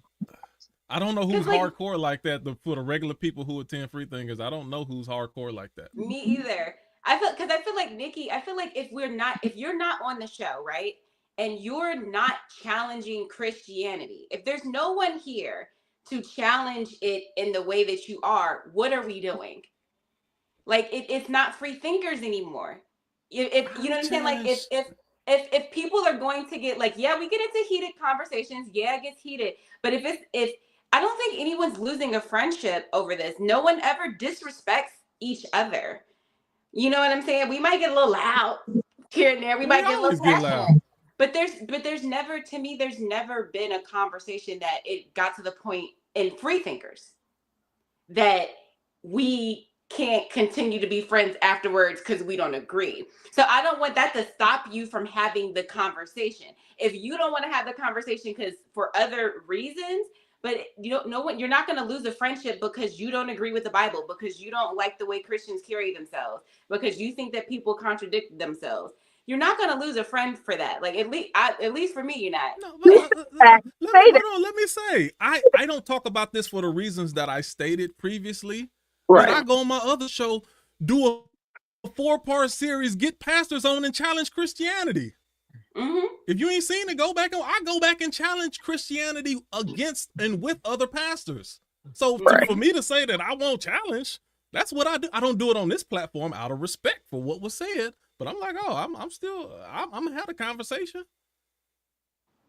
So where you talk about like can't be challenged, I'm the one doing the challenging. No, I don't think. Maybe you don't see it that way, but that's okay. No, I think that you've grown out of a space from when I first met you to where you are today, right? You have become a free thinker, right? When I first met you and most of the folks that I met when I first met everybody, you know, walking in the meeting of mine, it was very much a denomination denomination party. Me and Felicia was one of the few motherfuckers in there who didn't. I mean, if she believed in something, I was like, "Nah, I don't believe in anything." Okay, so now I feel like you're lumping myself and others in with the previous moderator of meeting of the month. That's what I was getting at. Because I've never, not even in my stronger points, I've never been that way. Matter of fact, hold on, let me say this. I started coming to the reason Go ahead. What I said was you have become a free thinker from when I first met you. So I'm just using the metric from when I met you 8 years ago, 9 years ago, 10 years ago to where you are in your walk today. Your walk today is different than your walk was when I first met you, right? So over the course of time, obviously for you, you've grown into a space where challenging what you have been born and bred into has been something that you has become a strong suit for you, which is why you can identify today as a free thinker. I've had a lot of people ask me after free thinkers, how are these people in a free thinkers group if they're Christian? Christians can't be free thinkers. Christians aren't free thinkers. Christians are not free thinking. They're instructed thinkers. They're guided thinkers. They're not thinking outside of the box. They're thinking within the confines of the book, right? So, and I've had to defend that, right? So I'm not necessarily saying y'all in particular, right? But there are absolutely plenty of scenarios that I have gotten into in my life, sometimes in conversations that we've had here, and some of the other spaces that we have shared, where if I'm the only non-Christian in this room, it don't look like it's a free thinking convention, right? So for me, I don't have a problem arguing or debating or sharing conversation, truthfulness, and transparency with anybody. But when I'm the only person in here who is questioning and challenging and but like, you know, picking through people's beliefs and actions and behaviors and what you say versus what you do, being God-fearing, but I don't know where it is, that's going to push some people away. For me, I'm okay one way or another. But because I love this space, I know I can contain it. Like y'all can't contain your eyeballs and lust for women. I can contain how I feel about certain avenues in the spaces from which I'm in. Now, if we want to have religious conversations, then let's do it, right? I just didn't want to do it because we had people that were a part of us that very much were sensitive to things like that. And I know how I can get. It's not intentionally reckless. It's not intentionally hurtful. It's not intentionally to make somebody feel bad. But I'm a questioner. I'm a challenger. You're inquisitive. We'll have to. You're an inquisitive person. But I'm a free thinker. Inquisitive. We'll have to agree to disagree on that. But she's very inquisitive. Somebody showed me a time where us having a God, church, or Bible conversation got me in a fit to the point to where you question whether we'd still be cool. By the time, I tell you, 90% of any time we've had conversations, as heated as it get, I was like, whoa, that was fun. I enjoyed that. Yeah. I mean, I don't know. See, I guess y'all I don't get where y'all keep thinking that y'all hurting my feelings. I don't know how. And it's weird to me because in a variety of Q, is your feelings hurt? Necessarily. No. We have I'm just teasing you. 80 other people that watch us, right? We have your sister, we have your family watches. You know, we have other people who watch us who come from other spaces. You have a lot of people who watch us from your personal space, and they do come from a walk of God. They do come from a church that you belong to somewhere in your life, right? So just for me, knowing that I want to keep this space a place that people want to keep coming to. No. I'm okay. No. We can talk about that. How many times I'll be like, Mama, don't, Mama, it's, I don't know. No. But again, y'all Nikki, Nikki. Believe that's never going to go away. And it doesn't have to. I don't come from that same space. So the way that I feel in these conversations, you cannot take away how I feel in these conversations, as I'm the one that is usually the only one speaking on behalf of the questioning aspect, right? Because everybody else in these conversations can run to a Bible. They can run to 99 different verses that they didn't have born and bred and pumped in their fucking bloodstream from junk and believe in that still. And that's okay. That's okay. I don't have no problem with what somebody else does. The problem I have is when it is, of course, forced upon me or expected upon me. And I don't want to upset people. And those two spaces, politics and religion, is the two spaces that seems to upset people the most. So I don't want to upset people in the religious space. Politics, I don't give a fuck. It's humanity. Religion, it's a different beast for some people. And I respect that of other people. I love to have the conversation of religion, but I don't believe that everybody can have a conversation about religion. I gotta push back, Nikki. I feel like you're more offended by the religious conversations than the Christians. Let me tell you why. Because like, I feel like okay, I'm not going to say I have the reasons why, but I feel like you're more offended because you're more triggered by past conversations. I feel like within the context of free thinkers, to me, it doesn't make sense for you to not fully be yourself. If in free thinkers and not say exactly how you feel and what you're thinking, because you think, oh, I don't want people to stop watching. No, if we're gonna shift what we talk about, how we're talking about it, what we choose to say, because we want people to watch, I don't want to participate. The only reason why I love this show so much is because I have been under the impression that everybody's just been saying what they feel. But if we're gonna not say how we feel because we want people to watch, I'll just go watch some bullcrap on YouTube. I have no desire to be in a group and know that you don't feel comfortable saying exactly how you feel. Because I'm not getting offended. You're not getting offended. You're not hearing me. You did not hear me. I don't not feel comfortable. I have no problem having any conversation with anybody. I don't have a problem not feeling comfortable. I don't want to make other people not feel comfortable in this. She heard you. She just disagreed with you. That's all. That's exactly what I'm saying. But don't tell me that I'm not comfortable, because I'm not comfortable and I'm not triggered by past conversations. Just like the conversation we had last week, truthfulness and transparency. There's a way that you could communicate everything. I personally don't have to talk about religious things with religious people when I am not one. There's 9,099,000 other topics that we can discuss, which we do. This religion is a hot topic for a lot of people. Okay, so then it's semantics a little bit. Then you feel comfortable, but you're choosing not to do it. So I can't, because it's a choice. Just like it's a choice not to lust after every man that looks good to me. It's a choice. But you're choosing not to be vulnerable or be transparent about how you really feel because you assume there's two things you said. You assume somebody on here gonna get mad. I'm not gonna get mad. Q not gonna get mad. I can't speak for everybody else. Right. And then you're assuming that people won't watch. Let me tell you something. When I make music, I don't give a damn who listens to it. I have a song saying that God was cruel. I'm a go against the grain. You understand what I'm saying? So my point is, we should never, in a group called Free Thinkers, not do something because somebody might not watch. If that's the case, we need to talk about religion next week. We gotta talk about religion next week, because otherwise we ain't free thinkers for real. We're pretending now. Now we're pretending, because if we can't have a conversation about everything, that's whack. We gotta be able to talk about everything. One topic reserved for a space in which it should be reserved for doesn't make us any less free thinkers. I feel like it do. I really feel like it do. Y'all remember? Hold on. Y'all remember the topics that y'all told me not to talk? Y'all told me not to talk about? Moving forward, religious is on the motherfucking table. Now let's talk about it. Let's talk about it. So and in all honesty, hold on. Let's get it.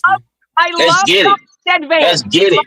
In advance. I love you in advance. You know. Yeah, in all honesty. She said, let's get it. The only reason that I didn't talk about that is because you said you didn't want to talk about it. If it was anybody else outside of you, my co-host, who said I don't feel comfortable us talking about this, I'd be like, oh well, you can check us out on the weeks that we ain't talking about it, but I would have never even made a concession to anybody except for you. And that's the only reason. And y'all have heard me say this periodically. Hey, we getting in a we ain't gonna talk about that because I'm gonna be respectful. And I've done that several times. But if it was anybody else who said that, I don't back off of that ever. Somebody tell me anytime that they say, let's talk about this, and I'll be like, no, we can't talk about that. Ain't never in the history of never y'all heard me not talk about something on Free Thinkers or turn down an idea. Yeah. And so, other Mickey, do you feel comfortable? You tell me when. Do you have aside from thinking you're going to lose friendships or people not watching, is there any other reservation that you have as it pertains to religion and religious conversations? Fucking never. I have this conversation with a lot of people. I just don't have this conversation here. Well, you ain't gonna lose no friends, so that's out. And if we lose viewers, oh well, we'll get new ones. I have this conversation. I just am trying to keep this space as Let's just have the conversation. I don't think this space is designed to this space is designed to be whatever it's gonna be. I agree. If it's peaceful, if it's confrontational, if that's what the conversation led to, long as it's respectful, then that's what it's gonna be. In the same concession in which you made for me, in the same concession I've made for this space, right? I cannot talk about a lot of things if that's what I need to not talk about, because there's other places in which I can do so. There's other outlets in which I can do so, right? So I'm not comfortable. I'm not transparent. Y'all ain't never seen me be unvulnerable in this motherfucker. I have no problem talking about any topic you want to talk about. But everybody is not ready to have some of those conversations. However, if y'all want to, if it's whatever, everybody gotta get ready. You everybody keep saying that. Ready. You know what? I'm not. I feel a different way, but I ain't gonna say it. She poking you at the lunch. She poking you at the lunch table right now. Everybody say it. It's Free Thinkers. Go, Q. She poking you at the lunch table right now. She said, "Let's go." Y'all been holding back. I'm mad at everybody. Y'all been holding back. Oh, we talking. What's Nikki say? Let's talk. Q go. Nikki. Yeah. I think you're using what you said as a cop out. You saying that you're afraid to alienate or to break up relationship or friendship because of other people's sensitivity. I think you're using that as a cop out because you are sensitive to this conversation more than anybody else. That's what I think. Well, and I wish I could agree with you, but that's so not the case. I'm not sensitive to it. I'm passionate about this shit. I would love to bust this shit wide the fuck open. What I'm saying, what regular people who actually get on and have conversation, what regular people would you consider these hardcore Christians that will get offended of having these conversations? I ain't a Christian. I ain't a Christian and I ain't offended. Right. Go ahead. Lukanon is not a Christian. He agrees with you more than he agrees with me. The only hardcore, Denise has a Christian background, but she doesn't subscribe to a religion like that. She's more in tune with God and spirit more than she is the culture of religion and church itself. I am a respecter of the culture of church and my upbringing, but I am not a diehard Bible thumper. I do not believe the Bible is infallible. There's many things that I even disagree with within the own Bible. And Ivory is like, do whatever you want. You've never seen Ivory. She don't raise her voice past the 6 hardly ever. So I'm saying, who comes on a regular basis would be so offended that they may not want to watch or partake anymore. Tell me who. I don't know who you're talking about. But you got to remember, this conversation with you and I took place years ago. This isn't just like a recent conversation. This took place with us years ago when we did have much more people who were coming on a regular basis, joining us live, and we did have a different group of people. And it isn't even so much a singular person in per se. It's just I know who watches. I know, and I know who doesn't watch, but I know it's a lot of people who watch this space. And so for me, being a responsible adult, if I can just go around some shit, then I'm fully fine with doing such, because I can do it over here. I can do it over here. I can just choose and not fucking do it, because at the end of the day, it don't matter what I think. It don't matter what you think. It don't matter what none of us think. We're not going to know to the day that we die what actually happened. So it really doesn't matter, honestly. It's what we do with the time that we have today. So for me, the most productive thing I can do is have conversations with people who are able to have conversations on a lot of different fucking topics and leave that one alone. So but you're saying it ain't necessarily the people that gets on here, but maybe the people that may be watching that you don't want to offend?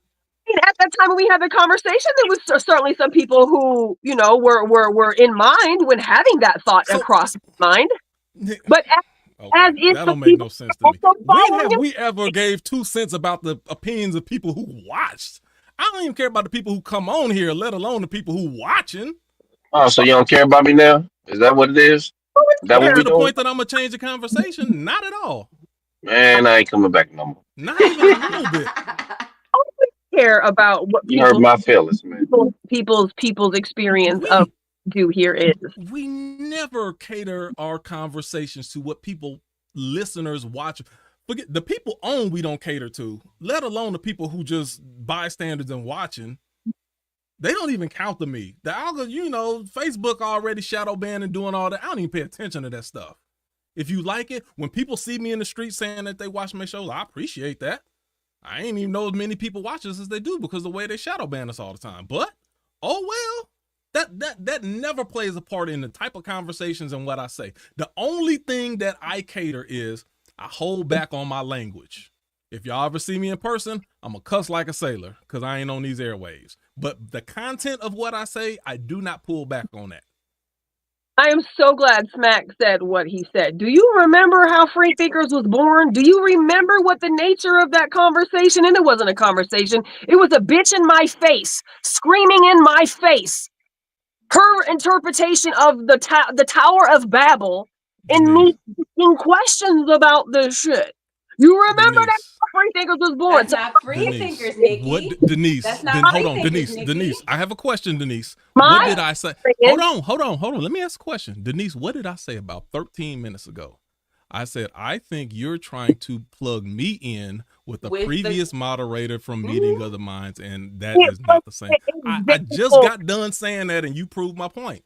You trying to take it back somewhere it don't fucking belong. I done told you already. But if you need an example to remind you of how this shit goes when it's me versus a room full of Christians, or me full of a room of people who got Bibles on the side of their bed and they read them a couple times a week, and people who go to church every Sunday, when it's me against them people, it doesn't usually go real favorably. So I'm just got done saying what I said. Conversation altogether. You're projecting on me. You're projecting on me from an incident that you had with a whole nother person, and me and that person would never. Here, you hearing what you want? Blessed are the peacemakers. Listen. Yeah, still missing the fucking point. Straight up. Bring that in now. Blessed are the peacemakers. Hold on. Listen, Nikki, Denise, am I missing a point, Denise? Am I missing a point? Nikki, to be fair. How can I miss the point if that's literally the point that I made 15 minutes ago? You're literally saying you don't want to have this conversation because of how you've been treated in this conversation, which goes back to what I was saying earlier is I feel like you don't want to have this conversation because it triggers you. It's not you're going to lose a friendship with us. It's not. There's nothing you can say about Christianity.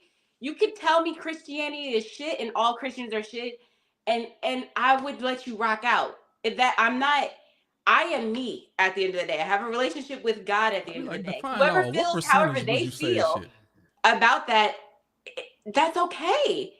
It's okay to feel that way. Just like it's okay for me to feel how I feel, and a million other religions and peoples and thoughts. And that's why I like to go into Meeting of the Minds.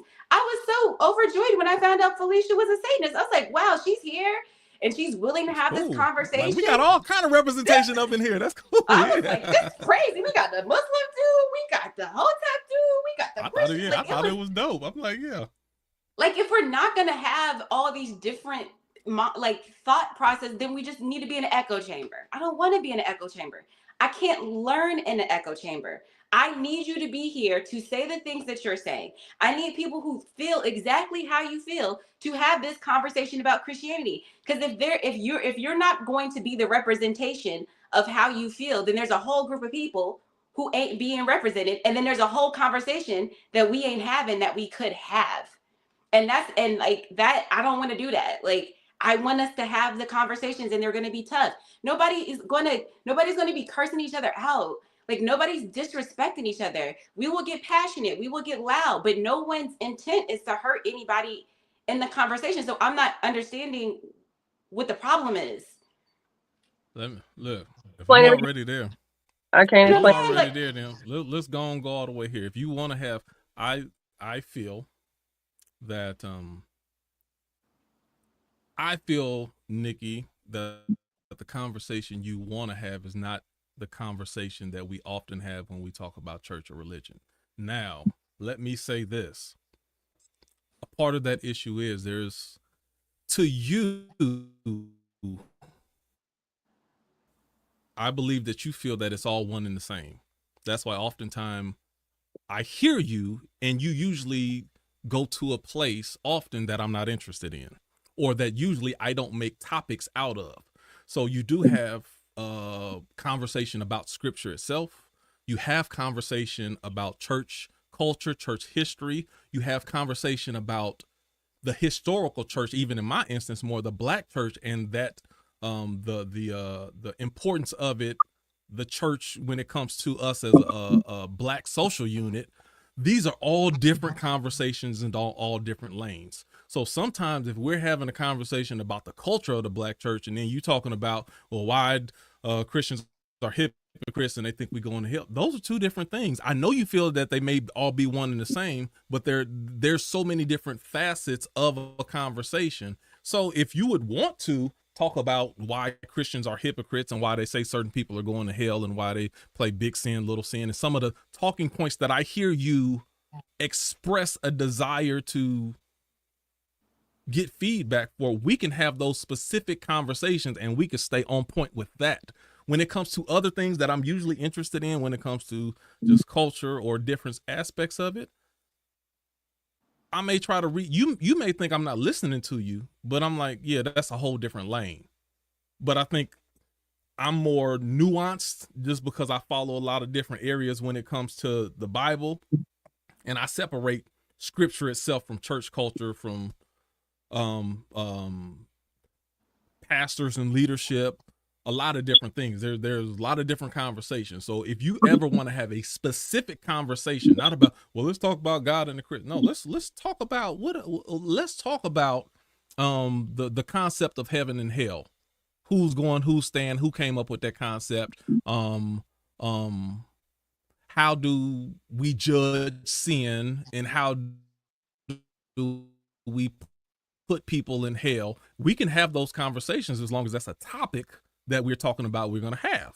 I'm totally open with that. I think that you feel that we don't hear you when you say that, but I'm totally open to creating its own space for that conversation.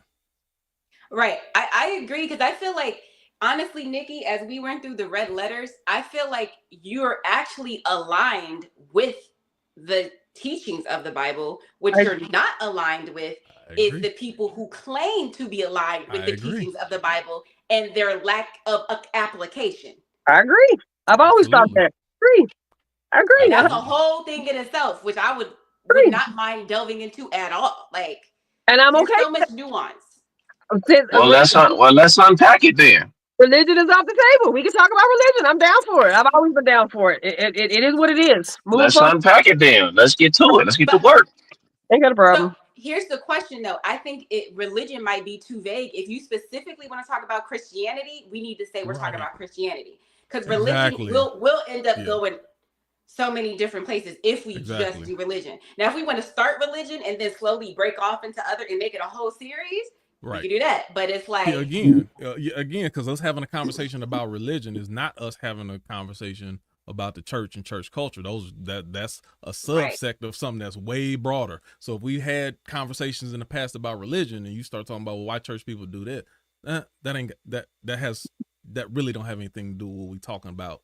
We can talk about it. Broad scope of I mean, you know, if we get into the let's get if it. we get into the if we get into the conversation of the topic about religion, we go into the history of it. It's very dark. It's not all peaches and creams and roses and berries. It has a dark history to it. Um, I'm all about that um, too. as far as culture and certain customs and practices. So yeah, I mean, we can get into it because when I came into the way of life that I'm living right now, I got into all of that as far as like, you know, the origins of Christmas and Thanksgiving and Easter and all of that, and where those customs came from and stuff like that. So yeah, let's open it up. Let's get it. I'm with it. Rudy, you wanna you wanna add anything there, Rudy? Don't put your whore clothes on, Rudy. So I That's just, fine. Rudy. I admit that I have done evil and that we need a savior, and that savior is Christ. So, no, not offended at all by any of this conversation. If you guys want to continue on, you know, so be it. I was in the Marine Corps for 8 years. I'm Mexican and I'm Catholic. So I used to get the racist and the Catholic jokes on both ends. Whatever y'all say will just be water off a duck's back for me. All right. Well, there we go. Well, we talk about religion moving forward. Give me the green light. What's the date? 3/11/2025, 3/10/2025. Moving Gonna forward. make our decree. The church has spoken, y'all. Moving forward, we're gonna go ahead and open this up to religious topics. So There hey. we go. We're gonna be free thinkers. We're gonna be free thinkers. You should put a disclaimer out there for the viewers. Hey, if you're gonna be offended by such and such or what we say, turn the TV off. No, Or turn the don't YouTube it off. Keep it on. That's what we do at the beginning of every show. Put that disclaimer out there. Hey, some people might not be able to stomach the conversation that's going to be had. No, you don't. No. You don't need special disclaimers for that's you projecting again. I don't know who do y'all think? I'm not projecting. Yes, you are. If you're saying that we need to do special disclaimers for Christian or religious conversations, then you're projecting. I didn't say Christian or religious. I said disclaimer out there for those who may not be able to stomach what we got to say, since we're going to open up the floodgates of this topic and we're going to get into it.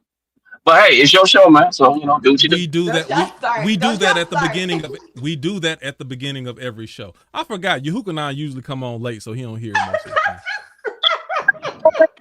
Oh boy, do not challenge me, Q. I was waiting. Do not challenge me, Q. Hold on. Tell me if this Don't sounds familiar. Me, it might not sound familiar to Yahuka and I. We have adult Don't content, adult me, language. We will say some things that may challenge you, so you got to be prepared for that as well. Yeah, those are things that come out of my mouth and Nikki mouth. You just don't challenge me, Q, because I will be here. I will be here every week on time. Do not do that. Do not do that. For the 805 live every week. 805 live. And I will be here on time when you're not on the air. Don't do that. You gonna hear a disclaimer. You'll hear the disclaimer. You will hear it. You'll finally hear the disclaimer. Oh, can I ask the viewership a question? I know we just sat up here and said we don't care about what y'all think, but I really don't. I mean that with my whole heart. But well, do what y'all think. So I am curious. We do care about what you think, but we're not going to cater what we want to say based on what you think, right? You know. But I am curious, if you're a free thinker or you participate, you watch, can you put something in the chat, whether it's on YouTube or on Facebook, and let us know why you keep coming back? What is the thing that brings you back to the platform? What is the conversation? What are the aspects of this? Because we are curious to know. Because I am under the belief that you come back because, you know, it's kind of no holds barred. But we want to know why you come back. And if there's some things that we haven't talked about yet that you think we should talk about, throw that in the mix too. That's good. I like that. Yeah. Tell us what you like. Yeah. If you don't, then it's one of listen. To do what me and Nikki does, as long as we've done it, for as many weeks consistently as we've done Years. it. Years. In week on week 4 years. You can only care so much what people think. It's a part of nature is that people will come in. People come in for a season, they step out for a season, they come back for a season later. Well, they don't. But Oh Lord, you doing stuff on once upon a time. Once upon a time, I can't cater to your seasonal thoughts when we doing something that's consistent and permanent. Smack. Or Nikki, you about to say something? What else you Smack, got? he's still on. What it do, Smack? We What talked it do, about that Smack? at the anniversary. Jesus we talked about don't that when love we the did in bastard person. kids on Christmas. What it do, Smack? Yeah. So Nikki, why ain't you saying something to Smack when he keep bringing up meeting of the mind stuff? When you said you don't like we ain't this ain't meeting of the minds. We doing a new thing. Where? I just like how y'all keep ignoring that she turned into a zombie in the parking lot. Y'all all religious, and y'all act like that didn't happen, or won't call out how fake it was. So which one is it? Which one is fake? I mean, she turned into a whole zombie in front of everybody. Okay. And then everybody just acting like that shit. We all looking at this demon right now. What we supposed to do? Is somebody calling the exorcist? What we supposed to do at this moment? We supposed to put a stake through a heart? Like what? Like in the movies, that's what they do. How come none of these religious people is breaking out their crosses and burning this motherfucker? Nothing. And then the next day, everybody act like, well, man, people go through stuff. Man, what y'all talking about? It's a whole demon out here. And remember what I said before. You notice how I the think demon number one, is what never does it have to speaking do with its free own thinkers? language. It always speak English and shit.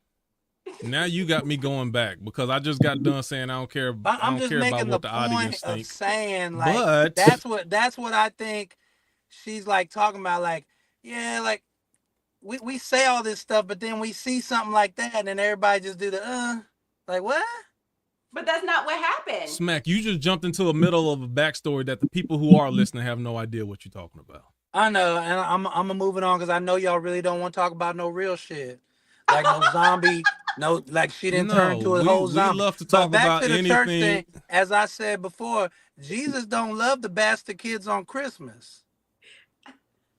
Okay. Y'all get your okay, comedy for the relief on that. viewership, for the The bastard kids on Christmas, where the love at for them? So for the viewership, Smack is a troll. Smack is a troll. And no, I'm not a troll. I'm just saying some real shit. I'm troll. saying the shit a lot of people gonna say that want to say it, but like Nikki said, they don't want to lose no friends. No. Smack is trolling. Okay, so like I'm not trolling. Since I'm being honest, okay, since I'm so being when y'all were completely talking honest about today, church let me keep being honest. I got a question for the next week when y'all do this church religion stuff. And you better show up and don't let's be trolling. talk about the origins of the church, of religion, or whatever. Let's talk about the part where they eat the bread and drink the blood representing the wine, as if that ain't some satanic ass sounding shit. And then the church used to go pick a nigga and take him out there, hang him, and barbecue him and eat him. Eat him. Again, just like the zombie shit. Well, they gonna act like that didn't happen. Yehukanan. And then they put it on postcards. And they put it on postcards. And then now all the black people I pretty much know want to be so close to Jesus and so close to the church. I'm like, why would you want to even be a part of something that has those origins? That's so are you gonna be on next? Anybody take the floor? No. Anybody. Time out. Anybody take the floor on that one? Because Jesus already told me he don't even fuck I'm about with to you take the niggas. floor on this. I am gonna take the floor. Yeah, go ahead. If you or you and Nikki would like to come together specifically to come up with the topic, I still want to talk about what Anna said with the mediums. If y'all don't come up with nothing, because I think that's interesting as well too. But if whatever specific topic you want to talk about, we will talk about that in full transparency. since we rock with Smack so much and we appreciate him, he give us game. He put this logo together. I let him halfway hijack us 2 hours into the show talking about some crazy bullshit that I normally wouldn't let anybody else do. But since it is Jesus Smack, told me to spread again, the he's word, the only even if person I'm that I late, I'm let on get away time. with that. But we are about to reel it back in because you just jumped sideways conversation into something that half the people who listen have Hey, no idea what she you're told talking me sideways is the So, best way sometimes. Yeah, it is. But I do Yeah, exactly. I had say, people I tell me would that say, before, but I You want like that one? Y'all can bite she's that like one. that time when you never mind, that's a whole different conversation. But all right, we about to close out. We ain't restarting up 220 just because of Smack, even though we That was too appreciate much you. heat. That's Smack too much created our heat. logo. We get a lot of ideas and game from Smack, but he still ain't coming in 2 hours later and about to Hey, we all need to get together and go down to redo HEB everything that and we talked boycott the about on the candle show. section. Do you know they got candles of Jesus where he's alive petting lambs and kids and shit? And then they on this side, they got he dead on the I'm about to candle. mute you, Smack. Y'all don't want to talk about no real shit. Yeah. All right. Hope y'all got y'all comedy ready. I'm muting Smack. I'm muting Smack right now. Denise, you called my name. What did you want to say, Denise? I mentioned Yehukanan because Yehukanan mentioned about there being a particular subject that we could get into, the origins of religion and how they are dark. So we ain't gonna stray away from none of these conversations. Can we have all those conversations tonight? Probably not. I mean, there's gonna be some people gotta bring some research and some details to it. But and to be honest with you, I'll just say this. I am a lot of times conflicted. You know, I grew up Christian. And I am conflicted when you go back and you find out, oh, the origins of Easter, these are pagan holidays and all these things. And you're just like, hold on, somebody's not adding up. What we doing? Like, of course, I'm conflicted by that. So I would love to delve into that, have these conversations, and really be questioned on a lot of things and ask some questions of my own. So, Smack, you just hopped in, but we said we were going to talk about that too. Okay. We ain't running. Absolutely. We ain't never scared. Yeah. We gonna see. Anybody got any final thoughts before we went 220? Anybody got any final thoughts before we close out? Yeah, I want to say this to the viewership. Listen, if someone, I say this all the time, if someone is saying something that you find offensive, or you don't like, or that gives you the ick, or makes you uncomfortable, your ass for probably watch for another 5 minutes, 15 minutes, 10 minutes, and just sit through it. I feel like too often in society, we are programmed to, like Yehukanan said, turn the TV off. No, let's not turn the TV off. I watch interviews with people that I can't stand sometimes because I'm like, let me just see and make sure I'm not being programmed to dislike this person. I just need to see. I just need to test this out, and I can decide whether or not. And on top of the fact that just because you maybe don't like somebody doesn't mean that some of the things that they're saying may not be true. Right. So I think it's important for us to get past like, dislike, discomfort, and just sit in some stuff sometimes and just see how we feel after we done sat in it. So if you're watching Freethinkers and we make you feel uncomfortable, good for you. Good. Someone needs to disrupt your typical thinking. And that, to me, that is what we represent. We disrupt your thinking. We disrupt our own thinking. We go home, we get off here, and we think about what the other person says. We start applying that stuff. There's plenty of times where you got to come back and double back after an episode and go, you know what? I thought about this thing. You know what I mean? So this is, for me, a life-changing experience, and that's why I'm a part of it. So if you're watching, it can be life-changing for you too, if you're open to hearing everybody's point of view. We're not here to convince you to think like us. We're just saying, this is how I think. And that's what Freethinkers is to me. And I hope it can be something simple. Conversation should challenge you. Yes. Right. Anybody else before we move on? So I do want to send a reminder. So next week we have our last live. The Tuesday after that, so the 25th, will be our in-person. So if you are not here next week, we're not going to see you for 2 weeks, right? But definitely next week, we're clearly going to have some religious topics we're going to roll out. Week the 25th, we will be in person. So if you are in the 512 area, for sure, make sure that you come out and you join us for our in-person. We'll obviously have way more details on the page as it gets a little bit closer to that date. But do mark on your calendars for March 25th, 8:05 p.m. Join Free Thinkers in person. We do not go live. So all things said are only privy to those that are in that space. So come that night. And then, of course, we will always follow up the week after when we jump back on live with the same topic. So we have the same conversation with our live family as we do with our in-person family. So next week is your last opportunity to get in live before we go into our in-person on the 25th. And I don't really have a whole lot of last words, really. If you've been watching the show long enough, then this is Free Thinkers. Don't ever let somebody tell you that because we may or may not discuss a certain topic that we might not be free thinkers, because that's what this place is. That's what this space is. With respect to where people are on their journeys, their walks, their spaces in mental health, whatever it may be, I made a decision years ago to be mindful of other people. That does not mean that forsakes how I feel. That does not mean that it doesn't change the way that I feel. It doesn't make me feel any less about the things that I feel about. But it is always my job. It is always my goal to create a space, especially if I'm involved with, that it is a safe space for all people. And I may not be able to guarantee that every single time. Hell, I may be the one that you might make feel like it ain't safe, right?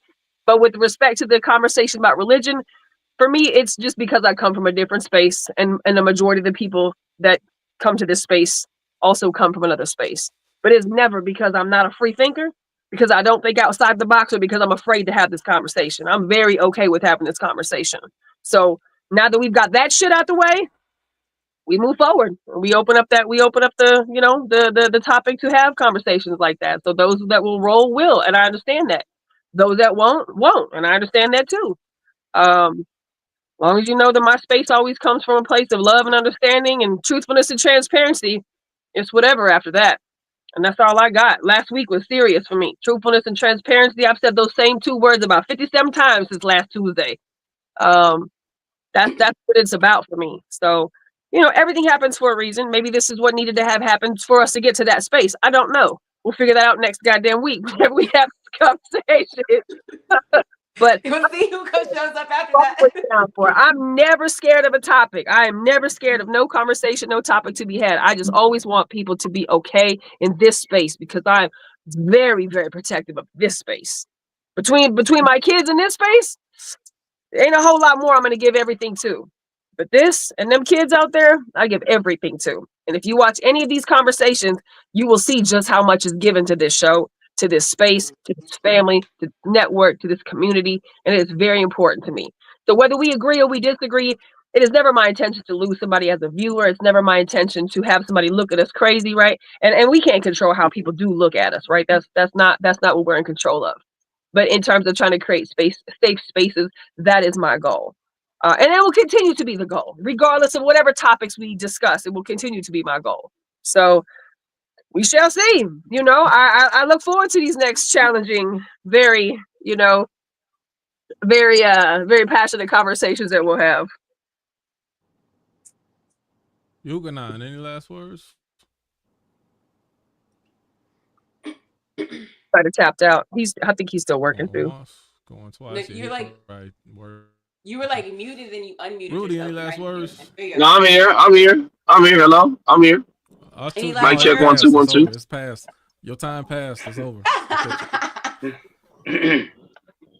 Oh, you's a hating somebody. That's what you is. You's a hating somebody. No. Go ahead. It's all good. Go ahead. Go on to the next. No. Why you do that all the time? I'm messing with you. What you got, sir? And then he'll say, all I was gonna say is, let's get it on the flow. Get it on the flow. Can you hear me? Yep. Yes, sir. Yes. Can you hear me? Yes, sir. Did you hear what I said? You started singing, yeah. All right, that's it. Singing. Get it on the flow. Why people Why people think it's just this rumble of confrontation all the time? That's interesting to me in itself. That like, oh, that's religion. It's automatically gonna be some. Because we know Interesting where to it me. can go. We know where it can go. We've been down that road before. We know where it can go. So let's get it. Yeah, I guess you're probably right. Rudy, you got any last thoughts, sir? Probably right. No, just thank you for the opportunity for letting me come on. I appreciate it. I had a great time. I look forward to next week.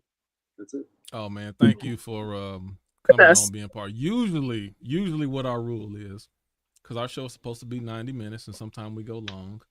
Typically, when we go long, then we stick to a strict schedule, and we went long 2 weeks in a row. So I don't know. We're gonna have to condense this next week some kind of way, because I don't like going consistently over time. I like reeling it back in. Well, it can't be religion next week then, because we gonna go over. We just got to get straight into it. All the Y'all fluff, gonna you have to just pray got to about jump it. straight in quick. You got to get a strong power. I didn't hear. What did you say, Smack? He said, "Pray about it. Pray on it." Pray about You got any last words, Smack? Jesus don't love the bastard kids on Christmas. I want y'all to really think of that. That's my last words. I Oh, can't somebody do else that. got something to say. You got something to say? Yeah. Q. No, I think so. Stupid. I think starting to got questions, Smack. I don't know. I'm questioning. I mean, I know you bring comedy and levity, but what are your real thoughts? Are you using What do you mean, what comedy are to my real cover up thoughts? what you really? Are you using comedy and jokes to kind of bypass your real thoughts about certain situations? No, it's just because when I say some real shit, that's how silly it sounds. Okay. See? You just got on here later and you didn't even give a real opinion about anything. You just jumped on here and Well, y'all didn't ask me nothing throwing either. jokes out there. And you Well, just when came have we ever in. needed to ask you anything to talk about real subjects? Well, on ask me whatever something topic, then. topic Well, is? ask me something. No, we'll talk about it next week. I'm just starting to wonder. I'll be here next I know week. you more. I know And you then more can than just ask me a all y'all jester. want. I know you more than just a jester. I'll do a keynote presentation. I get the jokes, but I want to hear your real thoughts sometime. I want to What do see you mean? the more What serious jokes? side of you sometimes. I'm naturally gifted. Mm-hmm. Another one. Sometimes the you maybe joke should have element jumped in on the it truth and makes transparency. I want but to hear the sometimes the real. joke element that you think is a joke is not really a joke. It's just a little more entertaining and a little softer with the blow. Yeah, I got that. But Because if You I just probably throwing a just sense of if I throwing probably a just sense of ask humor a in the straight mix. up, if I probably ask something I straight know up that. real, I've been saying it'll that for the last be 20 too minutes. much. Sometimes I want to hear Thomas Chapman maybe instead of just Smack. I don't know. What do you mean? We gotta start calling him Thomas again. Maybe. I'm challenging you. Uh-oh. Other than I know you Because being y'all light like and Thomas joking, which we Chapman. all That's do. I do super. that That's too. super. Like Thomas, what do you mean, No, Thomas I'm Chapman? What's the challenging difference? you sometime for periods of time to be a little bit more serious because I want to know what you really thinking and really feeling sometime. So you can tell us what you think, but you don't always tell us what you feel. I'm just Man, see, y'all y'all are- see. Looks like we about to y'all go ain't another been 30 paying minutes. attention When Denise told me stop holding back and go in now, you didn't put me on you didn't put me in a different mode. Now I'm gonna just start telling you how I feel for real. Oh, so we didn't spark you up. But who's Oh, saying okay. I'm not telling All right. you how I feel? I'm telling you, I feel that you're not being completely authentic in your words. Because Either you they're in coming your out feelings as a about joke. it. I'm just saying the real shit. I'm saying some real shit. So Smack, how do you I know when you say really real feel? shit. I've had plenty enough conversations with you to know That's when why. you're saying That's real why I have shit, to sing it and to to know y'all when you're sometimes saying 'cause it it's and too you're harsh. covering it in other Okay, stuff. so let me I be don't serious. I don't Let me need be serious. chocolate covered. How come truth. Jesus don't love the bastard kids on Christmas? Is that the conversation we want to talk about? Hold on. No, Is that I the just did it conversation without singing. Hold on. See? Wait, I did it No. without singing. I just said it normal. Thank you. So, is that the What's the conversation that we're going to have next week? I don't know. Y'all said y'all gonna talk about it. We're gonna talk about it. I want you and Nikki to get together. Whatever y'all specifically want to talk about. Because I said we don't want it to be broad in general. But if you want to have a specific conversation about why Jesus don't love the bastard children on Christmas, then that's the conversation we have. But I want there to be some seriousness in it and not just ha. Like okay, we can do that, but let's get serious at the same time too. Well, can you Well, I'm just? curious. Is But can you that an answer in authentic 1 minute question, why? or is that no? Hey, smack. Exactly, Yehukanan. We I'm can't tell, and curious. that's the problem. I can't tell, and I want to make sure that No, we You talking tell about us. numbers. I just want to clarify. I just want Exactly. clarification. Is that an authentic question, or is Your question is is that a making my point, facetious question? Yehukanan. No, what do y'all mean? I'm asking you a question. Exactly. Why Thank you, is that? Yehukanan. Your question makes my point. Since we can't tell if you're being serious or not, we want to make sure that you're being serious about what you're talking Well, about. could you? But see, I feel like that's weaponized too, because now anything I say, you can say I can't take you serious. No, it ain't. No, it ain't. I said I'm cool with the No, Yeah, jokes. I because said, but just not I all said the it. time. I want to hear Y'all from taking you it as jokes, but I sometimes just too. said it. I said the same thing. You just didn't like my delivery of it. But I the didn't fact that change any Yehukanan, word or any vowels or anything. the fact I just that he changed couldn't my. tell if I you were being changed my serious or cadence. facetious speaks to what I said. All I did was change my cadence. So is the The broader fact that No, the it fact just that we can't tell speaks to it. no. I say that because of the type of question that he asked. He's like, why Jesus don't give a damn I agree about with you, Yehukanan. So I have to ask, like, are you being serious or are you being facetious? Because Thank you. you don't normally hear that type of question in regards to that. Exactly. Is the broader question really why do bad things happen, or why are bad things allowed? Is that the real broader question? No. I don't know. It is. So it's very exactly what I specific asked to. that y'all can't answer. Nobody See? seems to be able to answer that. Okay, so if the topic next week is going to be a riddle, let us know and we'll talk about the riddle and see if we can Ain't no riddle. Why are So people it's asking the question, are you being serious Why or does it facetious, sound like sir? a riddle to you? He's being But serious. y'all read the Bible I and can that's tell. full You of being riddles. serious. Okay, Come so you're on. saying this is the conversation we're Oh gonna my have next week? goodness. I I'll asked be you in a there simple next week, question. man. I'll be here Is next this the week. conversation? Is this the topic that we're gonna have next week? It could be whatever y'all want. No, I came in on the tail end, but I won't be in on the tail end next time. Okay, awesome. So between Nikki and Smack, they'll come up with the topic that we're from a specific Maybe you want me to beatbox religious it. standpoint. No, I don't need you to beatbox it. We just need you to discuss it. That's it. We don't need no beatboxing. Need it in Braille. Nope, we don't need it in Braille. We don't even understand Braille. We understand English. Oh man. I personally Nope, we don't need none of that. I personally am not interested in being responsible for me and Smack coming up with the topic. Like, I mean, if we're going to talk about religion, let's figure something out. But it don't need to be a topic. I don't think Smack or I honestly have questions to be asked of Christians, as opposed to questions you for don't us. have to have questions to have to come up with a topic. Honestly, my whole point with you was I don't want to come. It's not a topic that's important. It's not a topic that's important to me because it doesn't change my outcome of my life. I could never talk about religion and give a fuck. But if people want to talk about it, I'm okay with talking about it. And since we've opened it up to this space, I'm cool if we want to get into the foundation of religion or where did it start, or like if we want to get into the culture, like you talked about, like we can talk about all the things. But I don't want to. And at that point, here comes the scholarship. At that point, here comes the scholarship. Let's do if you want to get into the nitty gritty of that. I don't think y'all understand what I'm saying. That it starts going when you keep saying it goes wide, and then it ends up not really pinpointing on. Do we want to get into? I think I have That's why I said you talk about. Let's do church culture. Let's just do church culture because it's kind of generic. Hold on, I think I know what the subject. That is really. Go ahead. I think the subject should be hypocrisy in Christianity. I think that is a general enough subject that covers a lot of things that Nikki talks about. It covers a lot of things that Smacks talks about. It covers a wide scope of things of the hypocrisy in Christianity. There's something you could. I'm with it. Do we want to label it to just Christianity as opposed to religion, or do we want to streamline it? It needs to be specific. No, it needs to be specific in Christianity. And the truth is, outside of maybe Yehukanan and a little bit to Smack, a lot of us are not as well versed in other religions to even be able to point out their hypocrisy in the same type of ways. What? You were born in, I mean, you were raised in the East to some degree. You have more exposure to different cultures. Is that not correct, Smack? Yes. Okay, so I'm saying for a lot of people, in America, we mainly associate religion with Christianity. So for people to be able to give feedback on overall hypocrisy and their personal experience of hypocrisy, then we need to narrow it to Christianity. Hypocrisy and Christianity, I believe. Let's do it. Hypocrisy and Christianity. Okay. Okay. That makes sense.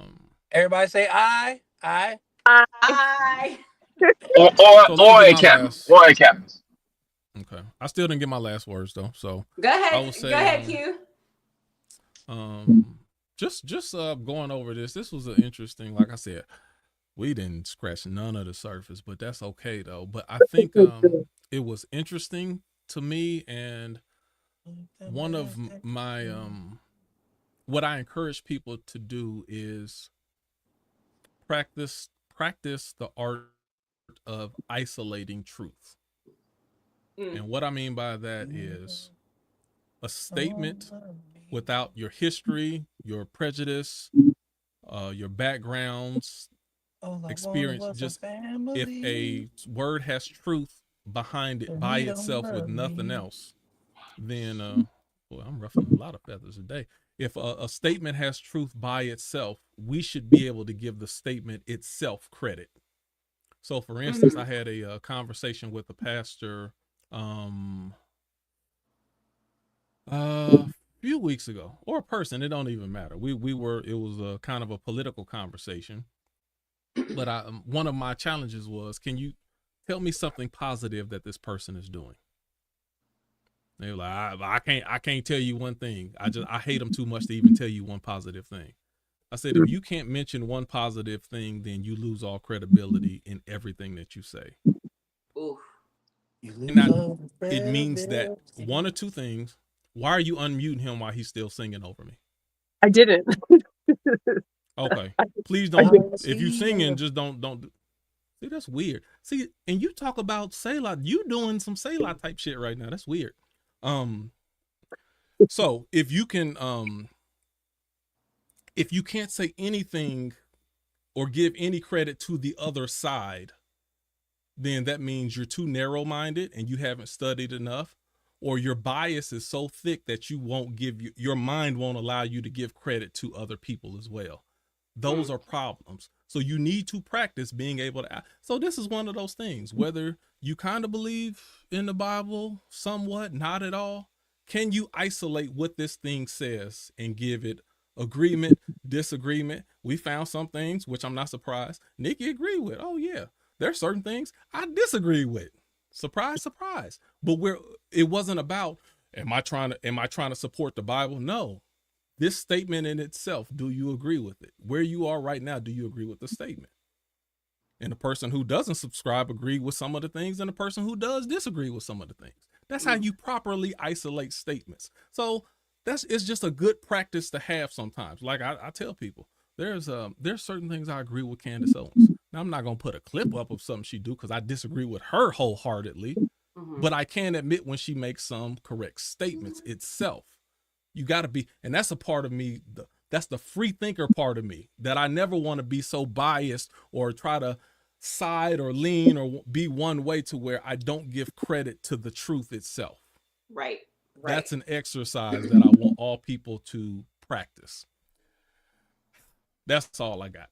All right. Hey, thank everybody for coming in. Until next week, I'll see y'all. All right. Everybody get it out their system.